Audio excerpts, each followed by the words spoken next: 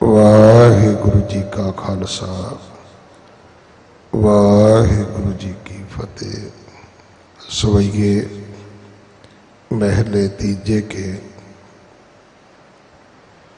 इस बाणी दे विचों ये 17वां सवैया है जो 1395 अंग ते दर्ज है। इसकी विचार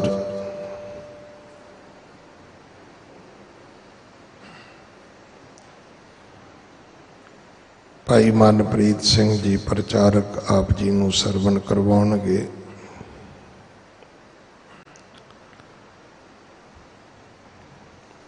चौथे पातशाह गुरु रामदास महाराज जी का प्रकाश गुरपुरब 22 तरीक नूं है।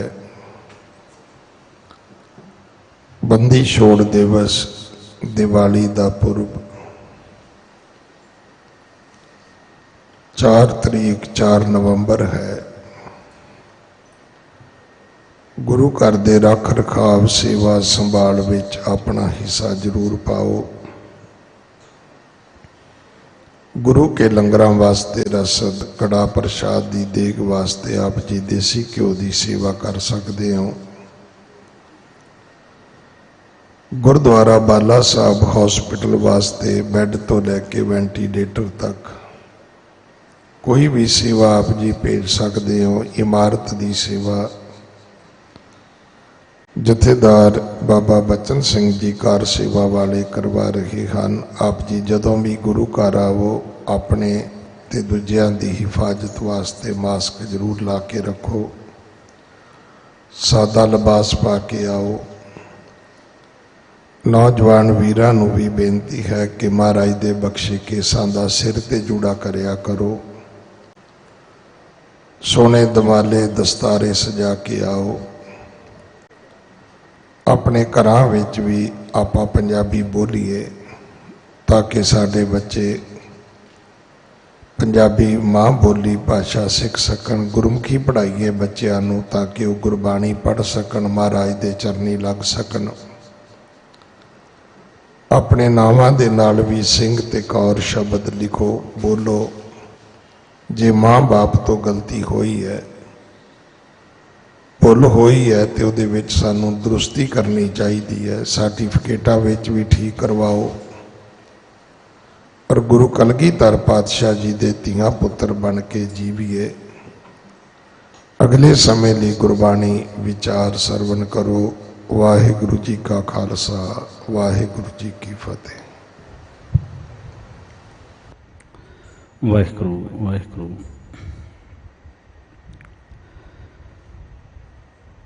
धन वाहिगुरु साहिब जी। हम सर दीन दयाल ना तुम सर, अब पत्यार क्या कीजै। बचनी तोर मोर मन मानै, जन को पूरन दीजै। हाऊं बल बल जाऊं रमैया कारने, कारण कवन अबोल। बहुत जन्म बिछुरे थे माधो, एह जन्म तुम्हारे लिखै। कह रविदास आस लग जीवो, चिर पयो दर्शन दिखै। बहुत जन्म बिछुरे थे माधो, एह जन्म तुम्हारे लिखै। कह रविदास आस लग जीवो, चिर पयो दर्शन दिखै। परम सन्मानयोग धन धन साहिब श्री गुरु ग्रंथ साहिब जी महाराज बाला प्रीतम साहिब श्री गुरु हरकृष्ण महाराज तिन्हां दे पावन अस्थान ਗੁਰਦੁਆਰਾ ਸ੍ਰੀ ਬੰਗਲਾ ਸਾਹਿਬ ਵਿਖੇ ਸਹਿਬਾ ਦੀ ਪਾਵਨ ਹਜ਼ੂਰੀ ਵਿੱਚ ਹਾਜ਼ਰੀਆਂ ਭਰ ਰਹੇ ਪਾਵਨ ਗੋਦ ਵਿੱਚ ਜੁੜ ਬੈਠੇ ਸਤਿਕਾਰਯੋਗ ਸਤਸੰਗੀ ਜਨੋ, ਵੱਡ ਭਾਗੇ ਹਾਂ ਸਤਿਗੁਰ ਸੱਚੇ ਪਾਤਸ਼ਾਹ ਜੀ ਦੀ ਕਿਰਪਾ ਰਹਿਮਤ ਸਦਕਾ, ਬਖਸ਼ੇ ਹੋਏ ਉਦਮ ਸਦਕਾ ਇੰਟਰਨੈਟ ਟੀਵੀ ਮਾਧਿਅਮਾਂ ਰਾਹੀਂ ਜਾਂ ਸਰੀਰ ਕਰਕੇ ਹਜ਼ੂਰ ਦੀ ਪਾਵਨ ਗੋਦ ਵਿੱਚ ਬੈਠ ਕੇ ਇਸ ਪਾਵਨ ਅਸਥਾਨ ਤੋਂ ਚੱਲ ਰਹੀ ਲੜੀਵਾਰ ਗੁਰੂ ਸ਼ਬਦ ਦੀ ਕਥਾ ਨੂੰ, ਵਿਚਾਰਾਂ ਨੂੰ ਸਮਝਣ ਦਾ, ਸੁਣਨ ਦਾ, ਸਮਝ ਵਿਚਾਰ ਕੇ ਆਪਣੀ ਜ਼ਿੰਦਗੀ ਵਿੱਚ ਧਾਰਨ ਕਰਨ ਦਾ ਸੁਭਾਗ ਸਮਾਂ ਪ੍ਰਾਪਤ ਹੋਇਆ। ਗੁਰੂ ਹਰਿਕ੍ਰਿਸ਼ਨ ਮਹਾਰਾਜ ਜੀ ਕਿਰਪਾ ਕਰਨ, ਰਹਿਮਤ ਕਰਨ, ਆਪਣੀਆਂ ਵਿਚਾਰਾਂ ਦੀ ਸੇਵਾ ਪਾਤਸ਼ਾਹ ਜੀ ਆਪ ਲੈਣ। ਸਤਿਗੁਰ ਸੱਚੇ ਪਾਤਸ਼ਾਹ ਆਪ ਰਸਨਾ ਤੇ ਬੈਠ ਕੇ ਜੋ ਗੁਰਬਾਣੀ ਦਾ ਰੂਹਾਨੀ ਉਪਦੇਸ਼ ਹੈ, ਸੱਚ ਦਾ ਉਪਦੇਸ਼ ਹੈ, ਆਪਣੀਆਂ ਸਰਬੱਤ ਸੰਗਤਾਂ ਤੱਕ ਆਪ ਪਹੁੰਚਾ ਲੈਣ। ਆਓ ਜਿੰਨੀਆਂ ਕੁ ਸੰਗਤਾਂ ਜਾਂ ਘਰਾਂ ਵਿੱਚ, ਦੇਸ਼ ਵਿਦੇਸ਼ ਵਿੱਚ ਬੈਠੇ ਅਸੀਂ ਸਰਵਣ ਕਰ ਰਹੇ ਹਾਂ, ਆਓ ਆਪਣੀਆਂ ਮਨ ਬਿਰਤੀਆਂ ਇਕਾਗਰ ਕਰੀਏ। ਵਿਚਾਰਾਂ ਦੀ ਆਰੰਭਤਾ ਕਰਨ ਤੋਂ ਪਹਿਲਾਂ ਦਸ਼ਮੇਸ਼ ਪਾਤਸ਼ਾਹ ਵੱਲੋਂ ਬਖਸ਼ੀ ਹੋਈ ਫਤਿਹ ਨਾਲ ਸਾਂਝ ਪਾਈਏ। ਕੋਈ ਵੀ ਰਸਨਾ ਗੁਰੂ ਫਤਿਹ ਤੋਂ ਵਾਂਝੀ ਨਾ ਰਹੇ। ਇੱਕੇ ਵਾਰ ਕਹਿੰਦੇ ਗੱਜ ਕੇ ਫਤਿਹ ਬੁਲਾਓ, ਆਖੋ ਜੀ ਵਾਹਿਗੁਰੂ ਜੀ ਕਾ ਖਾਲਸਾ, ਵਾਹਿਗੁਰੂ ਜੀ ਕੀ ਫਤਿਹ। ਜਿਸ ਸਵਈਏ ਦਾ ਸਤਿਗੁਰ ਸੱਚੇ ਪਾਤਸ਼ਾਹ ਜੀ ਦੇ ਗੁਰੂ ਗ੍ਰੰਥ ਸਾਹਿਬ ਮਹਾਰਾਜ ਜੀ ਦੇ ਪਾਵਨ ਅੰਗ 395 ਉੱਤੇ ਜੋ ਸਵਈਆ ਦਰਜ ਹੈ, ਜਿਸ ਦਾ ਮੂਲ ਪਾਠ ਆਪਾਂ ਸਾਰਿਆਂ ਨੇ ਸਿੰਘ ਸਾਹਿਬ ਗਿਆਨੀ ਰਣਜੀਤ ਸਿੰਘ ਜੀ ਹੈੱਡ ਗ੍ਰੰਥੀ ਗੁਰਦੁਆਰਾ ਬੰਗਲਾ ਸਾਹਿਬ, ਤਿੰਨਾਂ ਦੀ ਮੁਬਾਰਕ ਰਸਨਾ ਤੋਂ ਅਸੀਂ ਸਰਵਣ ਕੀਤਾ ਹੈ। ਇਹ ਭੱਟ ਕੀਰਤ ਜੀ ਦੀ ਰਸਨਾ ਤੋਂ ਉਚਾਰਨ ਕੀਤਾ ਹੋਇਆ ਤੀਜਾ ਸਵਈਆ ਹੈ, ਜੋ ਕਿ ਧੰਨ ਗੁਰੂ ਅਮਰਦਾਸ ਸੱਚੇ ਪਾਤਸ਼ਾਹ ਜੀ ਦੀ ਵਡਿਆਈ ਵਿੱਚ, ਸ਼ੋਭਾ ਵਿੱਚ ਤੇ ਗੁਰੂ ਅਮਰਦਾਸ ਸੱਚੇ ਪਾਤਸ਼ਾਹ ਜੀ ਨਾਲ ਮਿਲ ਕੇ ਭੱਟਾਂ ਨੂੰ ਕੀ ਮਹਿਸੂਸ ਹੋਇਆ ਹੈ, ਇਹ ਸਾਡੇ ਸਾਹਮਣੇ ਵਿਚਾਰ ਰੱਖਦੇ ਹਨ। ਸਤ ਸੰਗਤ ਜੀ, ਅਸੀਂ ਸਾਰੇ ਪਾਤਸ਼ਾਹ ਦੀ ਹਜ਼ੂਰੀ ਅੰਦਰ ਜੁੜ ਕੇ ਬੈਠੇ ਹਾਂ। ਸੱਚ ਜਾਣਨਾ, ਜੁੜਨਾ ਹੀ ਜ਼ਿੰਦਗੀ ਹੈ। ਫੁੱਲ ਟਾਹਣੀ ਨਾਲ ਜੁੜਿਆ ਹੋਵੇ ਤੇ ਉਹਦੇ ਕੋਲ ਤਿੰਨ ਚੀਜ਼ਾਂ ਹੁੰਦੀਆਂ ਨੇ: ਉਹਦਾ ਰੂਪ, ਉਹਦੀ ਮਹਿਕ, ਉਹਦੀ ਵੈਲਿਊ। ਤਿੰਨੇ ਚੀਜ਼ਾਂ ਫੁੱਲ ਕੋਲੋਂ ਆਪਣੇ ਆਪ ਹੀ ਆਉਂਦੀਆਂ ਨੇ, ਆ ਜਾਂਦੀਆਂ ਨੇ। ਕਦੋਂ? ਜਦੋਂ ਉਹ ਟਾਹਣੀ ਨਾਲ ਜੁੜ ਕੇ ਰਹਿੰਦਾ ਹੈ। ਪਰ ਜਿਉਂ ਹੀ ਟਾਹਣੀ ਨਾਲੋਂ ਫੁੱਲ ਆਪਣਾ ਨਾਤਾ ਤੋੜਦਾ ਹੈ ਜਾਂ ਟੁੱਟਦਾ ਹੈ, ਇਹ ਤਿੰਨੇ ਚੀਜ਼ਾਂ ਹੀ ਉਹਦੇ ਤੋਂ ਗਵਾਚਦੀਆਂ ਨੇ। ਨਾ ਰੂਪ ਰਹਿੰਦਾ ਹੈ, ਤੁਸੀਂ ਵੇਖਿਆ ਸੜਕਾਂ ਤੇ ਪਏ ਹੁੰਦੇ ਨੇ, ਨਾ ਉਹ ਮਹਿਕ ਰਹਿੰਦੀ ਹੈ, ਖੁਸ਼ਬੂ, ਤੇ ਨਾ ਉਹ ਵੈਲਿਊ ਹੀ ਰਹਿੰਦੀ। ਤਿੰਨੇ ਚੀਜ਼ਾਂ ਫੁੱਲ ਟੁੱਟਣ ਕਰਕੇ ਹੀ ਗਵਾ ਲੈਂਦਾ ਏ, ਤੇ ਜਿੰਨੇ ਚਿਰ ਤੱਕ ਜੁੜਿਆ ਰਹਿੰਦਾ ਏ ਤਿੰਨੇ ਚੀਜ਼ਾਂ ਉਹਦੇ ਨਾਲ ਬਰਕਰਾਰ ਰਹਿੰਦੀਆਂ ਨੇ। ਜੁੜਨਾ ਬੜੀ ਵੱਡੀ ਚੀਜ਼ ਹੈ। ਜਿੱਥੇ ਜੁੜਨਾ ਬੜੀ ਵੱਡੀ ਚੀਜ਼ ਹੈ, ਉੱਥੇ ਸਤ ਸੰਗਤ ਜੀ ਬੈਠਣਾ ਵੀ ਬੜੀ ਵੱਡੀ ਚੀਜ਼ ਹੈ। ਅਸੀਂ ਬੈਠੇ ਹਾਂ, ਬੈਠਣਾ ਬੜੀ ਵੱਡੀ ਚੀਜ਼ ਹੈ। ਚਾਣਕੀਆ ਇੱਕ ਗੱਲ ਕਹਿੰਦਾ ਹੈ ਕਿ ਤੁਹਾਡਾ ਬੈਠਣਾ ਵੀ ਮੈਟਰ ਕਰਦਾ ਹੈ। ਉਹ ਕਹਿੰਦਾ ਕਿ ਸਬਜ਼ੀ ਵਾਲੀ ਦੀ ਦੁਕਾਨ ਤੇ ਜਿਹੜੀ ਤੱਕੜੀ ਹੁੰਦੀ ਹੈ, ਉਹਦੇ ਉੱਤੇ ਆਣ ਕੇ ਮੱਖੀ ਬਹਿ ਜਾਵੇ, ਕੋਈ ਬਹੁਤੀ ਵੈਲਿਊ ਨਹੀਂ, ਕੋਈ ਬਹੁਤੀ ਮੈਟਰ ਨਹੀਂ ਕਰਦੀ। ਪਰ ਜੇਕਰ ਉਹੀ ਮੱਖੀ ਸੁਨਿਆਰੇ ਦੀ ਦੁਕਾਨ ਤੇ ਜਿਹੜੀ ਤੱਕੜੀ ਹੈ, ਸੋਨਾ ਤੋਲਣ ਵਾਲੀ, ਜੇ ਉਹਦੇ ਉੱਤੇ ਆਣ ਕੇ ਬਹਿ ਜਾਵੇ ਨਾ, ਬੜਾ ਵੱਡਾ ਇਹ ਚੀਜ਼ ਮੈਟਰ ਕਰਦੀ। इस करके बैठना भी मैटर करता है साडा, असीं बह किहदे कोल रहे हैं। साडा जुड़ना भी मैटर करता है, असीं जुड़ किस नाल रहे हैं। ते जिस पातशाह दे असीं हजूरी विच बैठे हैं, असीं बैठे कित्थे हैं? जिस पास बैठे हैं सोई है, जिहदे कोल बह के इहो जे गुण इहो जी विचार असीं अडॉप्ट करते हैं, जिहदे नाल जुड़ के असीं अपने अंदर ये तीन चीज़ां अपने आप ले आउने आ, रूप भी, महक भी ते वैल्यू भी। सिंह साहब हुणे बेनती कर रहे सी कि साडे बच्चियां नूं, नौजवानां नूं जिथे केस बख्शिश किते ने उत्थे इन्हां नूं संभालण दी लोड़ है। इस सत संगत जी बड़ी वड्डी चीज़ है। जदों मैं इतिहास दे पन्ने फरोलदा, तुसीं वेखो कि जिन्ने चिर तक वो ਜਿਹੜੇ ਜਿਹੜੇ जुड़े सी उन्हां दे केसां दा भी मुੱਲ पिया है, उन्हां दे गुणां दा भी मुੱਲ पिया है, महक दा, ते उन्हां दे आप दे शरीर दा भी वैल्यू पई है, मुੱਲ पिया है। हर एक चीज़ दा मुੱਲ पिया है जिन्ने चिर तक जुड़े सी। मुੱਲ उस चीज़ दा ही अदा किया जाता है जिहदी कोई कीमत होवे, उहदा ही मुੱਲ पैंदा है। नवाबियां एवें नहीं सी चल के आउंदियां, वो अपने आप चल के आईयां सी, पर उहदे वास्ते सिख ने तीन चीज़ां अपनी जिंदगी च पक्कियां करके रखियां सी। वो जुड़ के बैठा सी उस सच्ची सरकार दे नाल, जिन्हों बाणी कहती है दायम कायम सदा पातशाही। वो जुग जुग अटल सरकार दे नाल जुड़ के बैठा सी, जिहदे करके उहदा जीवन भी उच्चा सुच्चा वधिया सी। असीं उसे सरकार दी हजूरी विच साध संगत जी विचार करन बैठे हैं।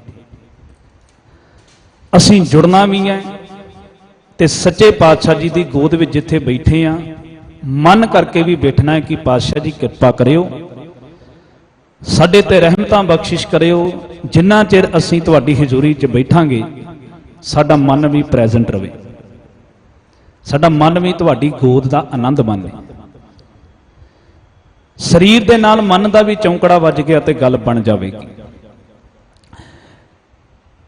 17 नंबर सवैये दे अंदर भट्ट कीरत जी ने जिहड़ी विचार साडे नाल अंकित कीती है, सांझी कीती है, गुरु अमरदास पातशाह जी दे परथाई, बड़ी प्यारी है। दुनिया दे विच साध संगत जी कोई चीज़ खरीदनी होवे ते उहदे वास्ते तुहाडे कोल करंसी होनी अत जरूरी है, पैसा होना अत जरूरी। पैसा दोगे चीज़ां दा आदान प्रदान हुंदा है। हुण भट्ट कीरत जी सानू इस सवैये अंदर एक इहो जी तस्वीर पेश करते हैं, नाल ये दसते हैं कि गुरु अमरदास महाराज जी को ऐसा की है जिहड़ा सिख ने खरीदना है, सिख ने लेना है, पर इहदे बदले देना की पऊ? करंसी, पैसे। एक छोटी जी उदाहरण इस नुकते नूं समझण वास्ते, गल अपने आप क्लीयर हो जानी। आनंदपुर साहब की धरती ते सहबे कमाल चोजी प्रीतम साहिब श्री गुरु गोबिंद सिंह महाराज जी का दरबार सजिया। एक सिख जिहदी जेब दे विच भी कुछ नहीं ते ओदे शरीर दे जिहड़ा कपड़ा पहनिया है ओदे नाल जेब भी नहीं लगी, शरीर दे कपड़ा जिहड़ा पहनिया फटिया है, पाटिया। हुण ओह कलगीधर पातशाह जी का दरबार सजिया है ते अंदर जाने की कोशिश करता है। दरबार अंदर उन्होंने किसी ने रोकया नहीं, आप ही रुक जाता है, फिर जाने की कोशिश करता है, फिर रुक जाता है। जदों इस तरीके नाल अपने ही मन दे नाल ये सब कुछ कर रहा है तो दूजे पासे कलगीधर पातशाह जी उन्होंने मैसेज चला गया। चोजी प्रीतम उन्होंने एक चौबदार नूं बुला के आख्या कि उस सिख नूं कोल बुलाओ। कोल बुलाया, लैके आए नेड़े। पातशाह जी आखन लगे, कहंदे मैनूं दस तेरा एक पैर अगे ते एक पैर पिछे क्यों सी? ਤੂੰ ਕਦੀ ਅੰਦਰ ਆਉਣਾ ਹੈ, ਕਦੀ ਬਾਹਰ ਜਾਣਾ ਹੈ, ਹਾਲਾਂਕਿ ਮਹਾਰਾਜ ਨੂੰ ਸਭ ਪਤਾ ਹੈ। ਹੁਣ ਉੱਥੇ ਉਪਦੇਸ਼ ਦੇਣਾ ਹੈ ਜਿਹੜੀਆਂ ਸੰਗਤਾਂ ਨੇ, ਤੇ ਜਿਹੜੇ ਅੱਜ ਅਸੀਂ ਜਿਹੜੇ ਸਰਵਣ ਕਰ ਰਹੇ ਹਾਂ, ਸਾਡੇ ਵਾਸਤੇ ਉਪਦੇਸ਼ ਉਹ ਹੈ। ਮਹਾਰਾਜ ਆਖਣ ਲੱਗੇ, ਇਦਾਂ ਤੂੰ ਕਿਉਂ ਕੀਤਾ, ਕਿਉਂ ਕਰ ਰਿਹਾ ਸੀ? ਕਹਿੰਦਾ, ਸੱਚੇ ਪਾਤਸ਼ਾਹ ਤੁਸੀਂ ਸਰੀਰ ਵੇਖੋ, ਮੇਰਾ ਸਰੀਰ ਉੱਤੇ ਪਾਏ ਲੀੜੇ ਵੇਖੋ। ਮਹਾਰਾਜ, ਨਾ ਇਹਨੂੰ ਜੇਬ ਲੱਗੀ ਹੈ ਤੇ ਨਾ ਮੇਰੇ ਕੋਲ ਕੁਝ ਹੈ ਤੁਹਾਡੀ ਖਿਦਮਤ ਦੇ ਵਿੱਚ ਰੱਖਣ ਨੂੰ। ਮੈਂ ਵੇਖ ਰਿਹਾ ਸੀ ਜਿਹੜਾ ਤੁਹਾਡੇ ਕੋਲ ਆ ਰਿਹਾ, ਆਪਣੀ ਆਪਣੀ ਹੈਸੀਅਤ ਮੁਤਾਬਕ ਤੁਹਾਡੀ ਖਿਦਮਤ ਦੇ ਵਿੱਚ ਕੋਈ ਨਾ ਕੋਈ ਚੀਜ਼ ਅਰਪਣ ਕਰ ਰਿਹਾ ਸੀ, ਭੇਟਾ ਕਰ ਰਿਹਾ ਸੀ। ਪਾਤਸ਼ਾਹ ਮੇਰੇ ਕੋਲ ਤੇ ਕੁਝ ਦੇਣ ਨੂੰ ਹੈ ਹੀ ਨਹੀਂ। ਮੈਂ ਆਖਿਆ, ਖਾਲੀ ਹੱਥ ਮੇਰੇ ਪਾਤਸ਼ਾਹ ਦੇ ਸਾਹਮਣੇ ਜਾਣਾ ਬੜਾ ਵੱਡਾ ਅਪਰਾਧ ਹੈ। ਇਸ ਕਰਕੇ ਮਹਾਰਾਜ ਜੀ ਮੈਂ ਅੰਦਰ ਵੜਨ ਦੀ ਕੋਸ਼ਿਸ਼ ਹੀ ਨਹੀਂ ਕੀਤੀ। ਉੱਥੇ ਸਹਿਬੇ ਕਮਾਲ ਨੇ ਜਿਹੜਾ ਸਰਬੱਤ ਸੰਗਤ ਨੂੰ ਸੰਬੋਧਨ ਕਰਕੇ, ਉਸ ਸਿੱਖ ਨੂੰ ਸੰਬੋਧਨ ਕਰਕੇ ਜਿਹੜਾ ਉਪਦੇਸ਼ ਦਿੱਤਾ, ਬੜਾ ਪਿਆਰਾ। ਹਜ਼ੂਰ ਆਖਣ ਲੱਗੇ, ਕਹਿੰਦੇ, ਸਿੱਖਾ, ਗੁਰੂ ਤੁਹਾਡੀ ਜੇਬ ਨਹੀਂ ਵੇਖਦਾ, ਪੋਕਟ ਨਹੀਂ ਵੇਖਦਾ, ਤੁਹਾਡੀ ਜੇਬ 'ਚ ਕੀ ਹੈ, ਤੁਸੀਂ ਕੀ ਲੈ ਕੇ ਆਉਂਦੇ। ਗੁਰੂ ਤੁਹਾਡਾ ਦਿਲ ਵੇਖਦਾ, ਤੁਹਾਡੇ ਦਿਲ ਵਿੱਚ ਜਿਸ ਗੁਰੂ ਕੋ ਆ ਰਹੇ ਹੋ ਉਸ ਪ੍ਰਤੀ ਪ੍ਰੇਮ ਕਿੰਨਾ ਕੁ ਸਮਾਇਆ ਹੋਇਆ। ਇਸ ਦਿਲ ਦੀ ਜੇਬ ਵਿੱਚ ਪ੍ਰੇਮ ਕਿੰਨਾ ਕੁ ਨੱਕੋ ਨੱਕ ਭਰ ਕੇ ਗੁਰੂ ਕੋਲ ਲੈ ਕੇ ਆ ਰਹੇ ਹੋ, ਇਹ ਗੁਰੂ ਵੇਖਦਾ ਹੈ। ਤੇ ਯਾਦ ਰੱਖਣਾ, ਜੇਕਰ ਦਿਲ ਖਾਲੀ ਹੋਇਆ ਤੇ ਜੇਬ ਭਰੀ ਹੋਈ, ਫਿਰ ਇਹ ਵੀ ਮਹਾਰਾਜ ਆਖਦੇ ਨੇ ਕਿ ਆਉਣਾ ਜਾਣਾ ਕੋਈ ਮੈਟਰ ਨਹੀਂ ਕਰਦਾ। ਤੇ ਪਾਤਸ਼ਾਹ ਆਖਣ ਲੱਗੇ ਕਿ ਜੇ ਜੇਬ ਵਿੱਚ ਵੀ ਭਾਵੇਂ ਨਾ ਕੁਝ ਹੋਇਆ, ਪਰ ਦਿਲ ਵਿੱਚ ਜੇ ਪਿਆਰ ਪੂਰਾ ਭਰਿਆ ਪਿਆ ਹੈ, ਸਮਾਇਆ ਹੋਇਆ ਹੈ ਗੁਰੂ ਦੀ ਪ੍ਰੀਤ, ਗੁਰੂ ਦਾ ਪਿਆਰ, ਗੁਰੂ ਦੀ ਖਿੱਚ, ਤੇ ਫਿਰ ਉਹ ਵੀ ਗੁਰੂ ਕੋਲ ਆ ਜਾਵੇ, ਗੁਰੂ ਉਹਨੂੰ ਵੀ ਗੱਲ ਵਕੜੀ 'ਚ ਲੈਣ ਨੂੰ ਤਿਆਰ ਖੜਾ ਹੁੰਦਾ ਹੈ। ਸਤ ਸੰਗਤ ਜੀ, ਸਿੱਖ ਨੇ ਕੀ ਲੈਣ ਆਉਣਾ ਹੈ, ਉਹਦੇ ਕੋਲ ਕਿਹੜੀ ਕਰੰਸੀ ਚਾਹੀਦੀ ਹੈ, ਇਹ ਸਾਖੀ ਨੇ ਗਵਾਹੀ ਭਰ ਦਿੱਤੀ। ਨੋਟ ਮੈਟਰ ਨਹੀਂ ਕਰਦੇ, ਤੁਹਾਡੇ ਅੰਦਰ, ਤੁਹਾਡੇ ਦਿਲ ਵਿੱਚ ਕਿਹੜੀ ਕਰੰਸੀ ਛੁਪ ਕੇ ਬੈਠੀ ਹੈ। ਤੇ ਸਤਿਗੁਰ ਦੇ ਘਰ ਵਿੱਚ ਜਿਹੜੀ ਕਰੰਸੀ ਪ੍ਰਮਾਣਿਤ ਹੈ, ਇੱਕ ਤੇ ਬਾਹਰੀ, ਇੱਕ ਰੂਹਾਨੀਅਤ ਦੇ ਤੌਰ ਤੇ ਜੇਕਰ ਕੋਈ ਪ੍ਰਮਾਣਿਤ ਕਰੰਸੀ ਹੈ ਜਿਹਦੇ ਬਦਲੇ ਤੁਹਾਨੂੰ ਕੁਝ ਮਿਲਦਾ ਹੈ, ਉਹ ਇੱਕੋ ਹੀ ਹੈ, ਜਿਨ ਪ੍ਰੇਮ ਕੀਓ ਤਿਨ ਹੀ ਪ੍ਰਭ ਪਾਏ। ਆਹ ਕਰੰਸੀ ਹੈ ਜਿਹੜੀ ਅਤ ਹੋਣੀ ਜ਼ਰੂਰੀ ਹੈ। ਇਹ ਕਰੰਸੀ ਜਿਸ ਕੋਲੋਂ ਹੋਵੇਗੀ, ਇਸ ਕਰੰਸੀ ਬਦਲੇ ਸਿੱਖ ਨੂੰ ਗੁਰੂ ਕੋਲੋਂ ਕੁਝ ਮਿਲਦਾ ਹੈ। ਤੇ ਉਹ ਕੀ ਪ੍ਰਾਪਤੀ ਹੁੰਦੀ ਹੈ, ਇੱਥੋਂ ਸਾਧ ਸੰਗਤ ਜੀ ਭੱਟ ਕੀਰਤ ਜੀ ਅੱਜ ਦਾ ਸਵਈਆ ਆਰੰਭ ਕਰਦੇ ਨੇ। ਕਹਿਣ ਲੱਗੇ, ਜਪ, ਤਪ, ਸਤ, ਸੰਤੋਖ, ਚਾਰ ਚੀਜ਼ਾਂ ਦਾ ਜ਼ਿਕਰ ਕੀਤਾ ਹੈ। ਜਪ ਬੰਦਗੀ, ਤਪ ਸੇਵਾ ਘਾਲਣਾ, ਸਤ ਕਰੈਕਟਰ ਕਿਰਦਾਰ, ਸੰਤੋਖ ਸੰਤੋਖੀ ਜੀਵਨ ਹੋ ਜਾਣਾ। ਇਹ ਚਾਰੇ ਚੀਜ਼ਾਂ ਕਿੱਥੋਂ ਮਿਲਦੀਆਂ ਨੇ? ਕਹਿੰਦੇ ਪਿੱਖ ਦਰਸ਼ਨ ਗੁਰ ਸਿੱਖੈ। ਕਿ ਗੁਰੂ ਅਮਰਦਾਸ ਮਹਾਰਾਜ ਤੈਨੂੰ ਡਿਠਿਆ ਹੀ, ਤੈਨੂੰ ਵੇਖਿਆ ਹੀ, ਇਹ ਚੀਜ਼ਾਂ ਸਿੱਖ ਤੇਰੇ ਕੋਲੋਂ ਲੈ ਜਾਂਦੇ ਨੇ। ਉਹਨਾਂ ਨੂੰ ਸਿੱਖਾਂ ਨੂੰ ਪ੍ਰਾਪਤ ਹੋ ਜਾਂਦੀਆਂ ਨੇ। ਕਿਉਂ? ਕਿਉਂਕਿ ਉਹਨਾਂ ਕੋਲ ਪ੍ਰੇਮ ਦੀ ਕਰੰਸੀ ਹੈ। ਉਹ ਇਹ ਕਰੰਸੀ ਅਦਾ ਕਰਦੇ ਨੇ। ਤੇ ਗੁਰੂ ਅਮਰਦਾਸ ਮਹਾਰਾਜ, ਤੁਸੀਂ ਇਸ ਪਿਆਰ ਵਿੱਚ ਆਣ ਕੇ, ਇਸ ਲੋਰ ਵਿੱਚ ਆਣ ਕੇ ਆਪਣੇ ਦਰ ਕਰੋ। ਉਹਨੂੰ ਜਪ, ਉਹਨੂੰ ਤਪ, ਉਹਨੂੰ ਸਤ, ਉਹਨੂੰ ਸੰਤੋਖ ਦੀਆਂ ਅਮੁੱਲ ਦਾਤਾਂ ਦੇ ਨਾਲ ਨਵਾਜ ਦਿੰਦੇ, ਉਹਨਾਂ ਨੂੰ ਬਖਸ਼ਿਸ਼ਾਂ ਕਰ ਦਿੰਦੇ। ਮੈਂ ਕਈ ਵਾਰ ਬੇਨਤੀ ਕਰਦਾ, ਗੁਰੂ ਪਿਆਰਿਓ, ਭੱਟਾਂ ਦੇ ਇਹ ਸਵਈਏ, ਇਹ ਆਪਣੇ ਆਪ ਦੇ ਵਿੱਚ ਕੇਵਲ ਦੁਨਿਆਵੀ ਪੱਧਰ ਤੇ ਜਾ ਕੇ ਉਹ ਵਡਿਆਈ, ਉਹ ਸੋਭਾ ਨਹੀਂ ਹੈ। ਇਹ ਉਹ ਵਡਿਆਈ ਹੈ, ਉਹ ਸੋਭਾ ਹੈ ਜਿਹੜੀ ਭੱਟਾਂ ਨੇ ਗੁਰੂ ਸਾਹਿਬਾਨਾਂ ਦੇ ਵਿੱਚ ਜਦੋਂ ਮਿਲੇ ਨੇ, ਮਿਲ ਕੇ ਆਣ ਕੇ ਮਹਿਸੂਸ ਕੀਤੀ ਹੈ। ਇਸ ਯੋਗ ਨੇ ਉਹ ਸੱਚ ਤੇ ਤਲ ਤੇ ਨਿਕਲੀ। ਇਹ ਸੋਭਾ ਹੈ, ਕਿਸੇ ਪੈਸੇ ਕਰਕੇ ਨਹੀਂ, ਕਿਸੇ ਮਾਣ ਵਡਿਆਈ ਕਰਕੇ ਨਹੀਂ। ਕੱਲ ਗਿਆਨੀ ਸਰਬਜੀਤ ਸਿੰਘ ਜੀ USA ਵਾਲੇ ਉਹ ਆਪ ਜੀ ਨਾਲ ਵਿਚਾਰਾਂ ਸਾਂਝੀਆਂ ਕਰ ਰਹੇ ਸੀ। ਉਹਨਾਂ ਨੇ ਇੱਕ ਬੜੀ ਪਿਆਰੀ ਉਦਾਹਰਨ ਵੀ ਸਾਂਝੀ ਕੀਤੀ ਹੈ ਭਾਈ ਵੀਰ ਸਿੰਘ ਦੀ। ਮੇਰਾ ਸਾਧ ਸੰਗਤ ਜੀ ਨਿੱਜੀ ਤਜਰਬਾ ਹੈ ਇਸ ਚੀਜ਼ ਦੇ ਵਿੱਚ। ਅੱਜ ਤੋਂ 6 ਸਾਲ ਪਹਿਲਾਂ ਦੀ ਗੱਲ ਹੈ, ਜਦੋਂ ਸਤਿਕਾਰਯੋਗ ਭਾਈ ਸਾਹਿਬ ਭਾਈ ਵੀਰ ਸਿੰਘ ਨੂੰ ਦਾਸ ਨੇ ਪੜ੍ਹਨਾ ਚਾਲੂ ਕੀਤਾ ਸੀ, ਰੀਡ ਕੀਤਾ, ਤੇ ਜਦੋਂ ਮੈਂ ਕੱਲ ਕਥਾ ਸੁਣ ਰਿਹਾ ਸੀ ਤੇ ਇੱਕਦਮ ਚੀਜ਼ ਮੇਰੇ ਅੰਦਰੋਂ ਤਰੋ ਤਾਜ਼ਗੀ ਫਿਰ ਪੈਦਾ ਹੋ ਗਈ, ਤੇ ਮੈਂ ਆਪ ਜੀ ਨਾਲ ਵੀ ਸਾਂਝੀ ਕਰਨੀ ਚਾਹੁੰਦਾ ਕਿ ਹੋਏ ਜਿੰਨੇ ਚਿਰ ਤੱਕ ਸਿੱਖ ਗੁਰੂ ਕੀ ਹੈ, ਗੁਰੂ ਨੂੰ ਨਹੀਂ ਸਮਝਦਾ, ਉਸ ਬਾਰੇ ਪੂਰਨ ਤੌਰ ਤੇ ਗੁਰੂ ਹੈ ਕੀ ਹੈ ਇਸ ਬਾਰੇ ਉਹਨੂੰ ਗਿਆਨ ਨਹੀਂ ਹੈ, ਉਨੇ ਚਿਰ ਤੱਕ ਗੁਰੂ ਦਾ ਹੁਕਮ ਨਹੀਂ ਮੰਨ ਸਕਦਾ।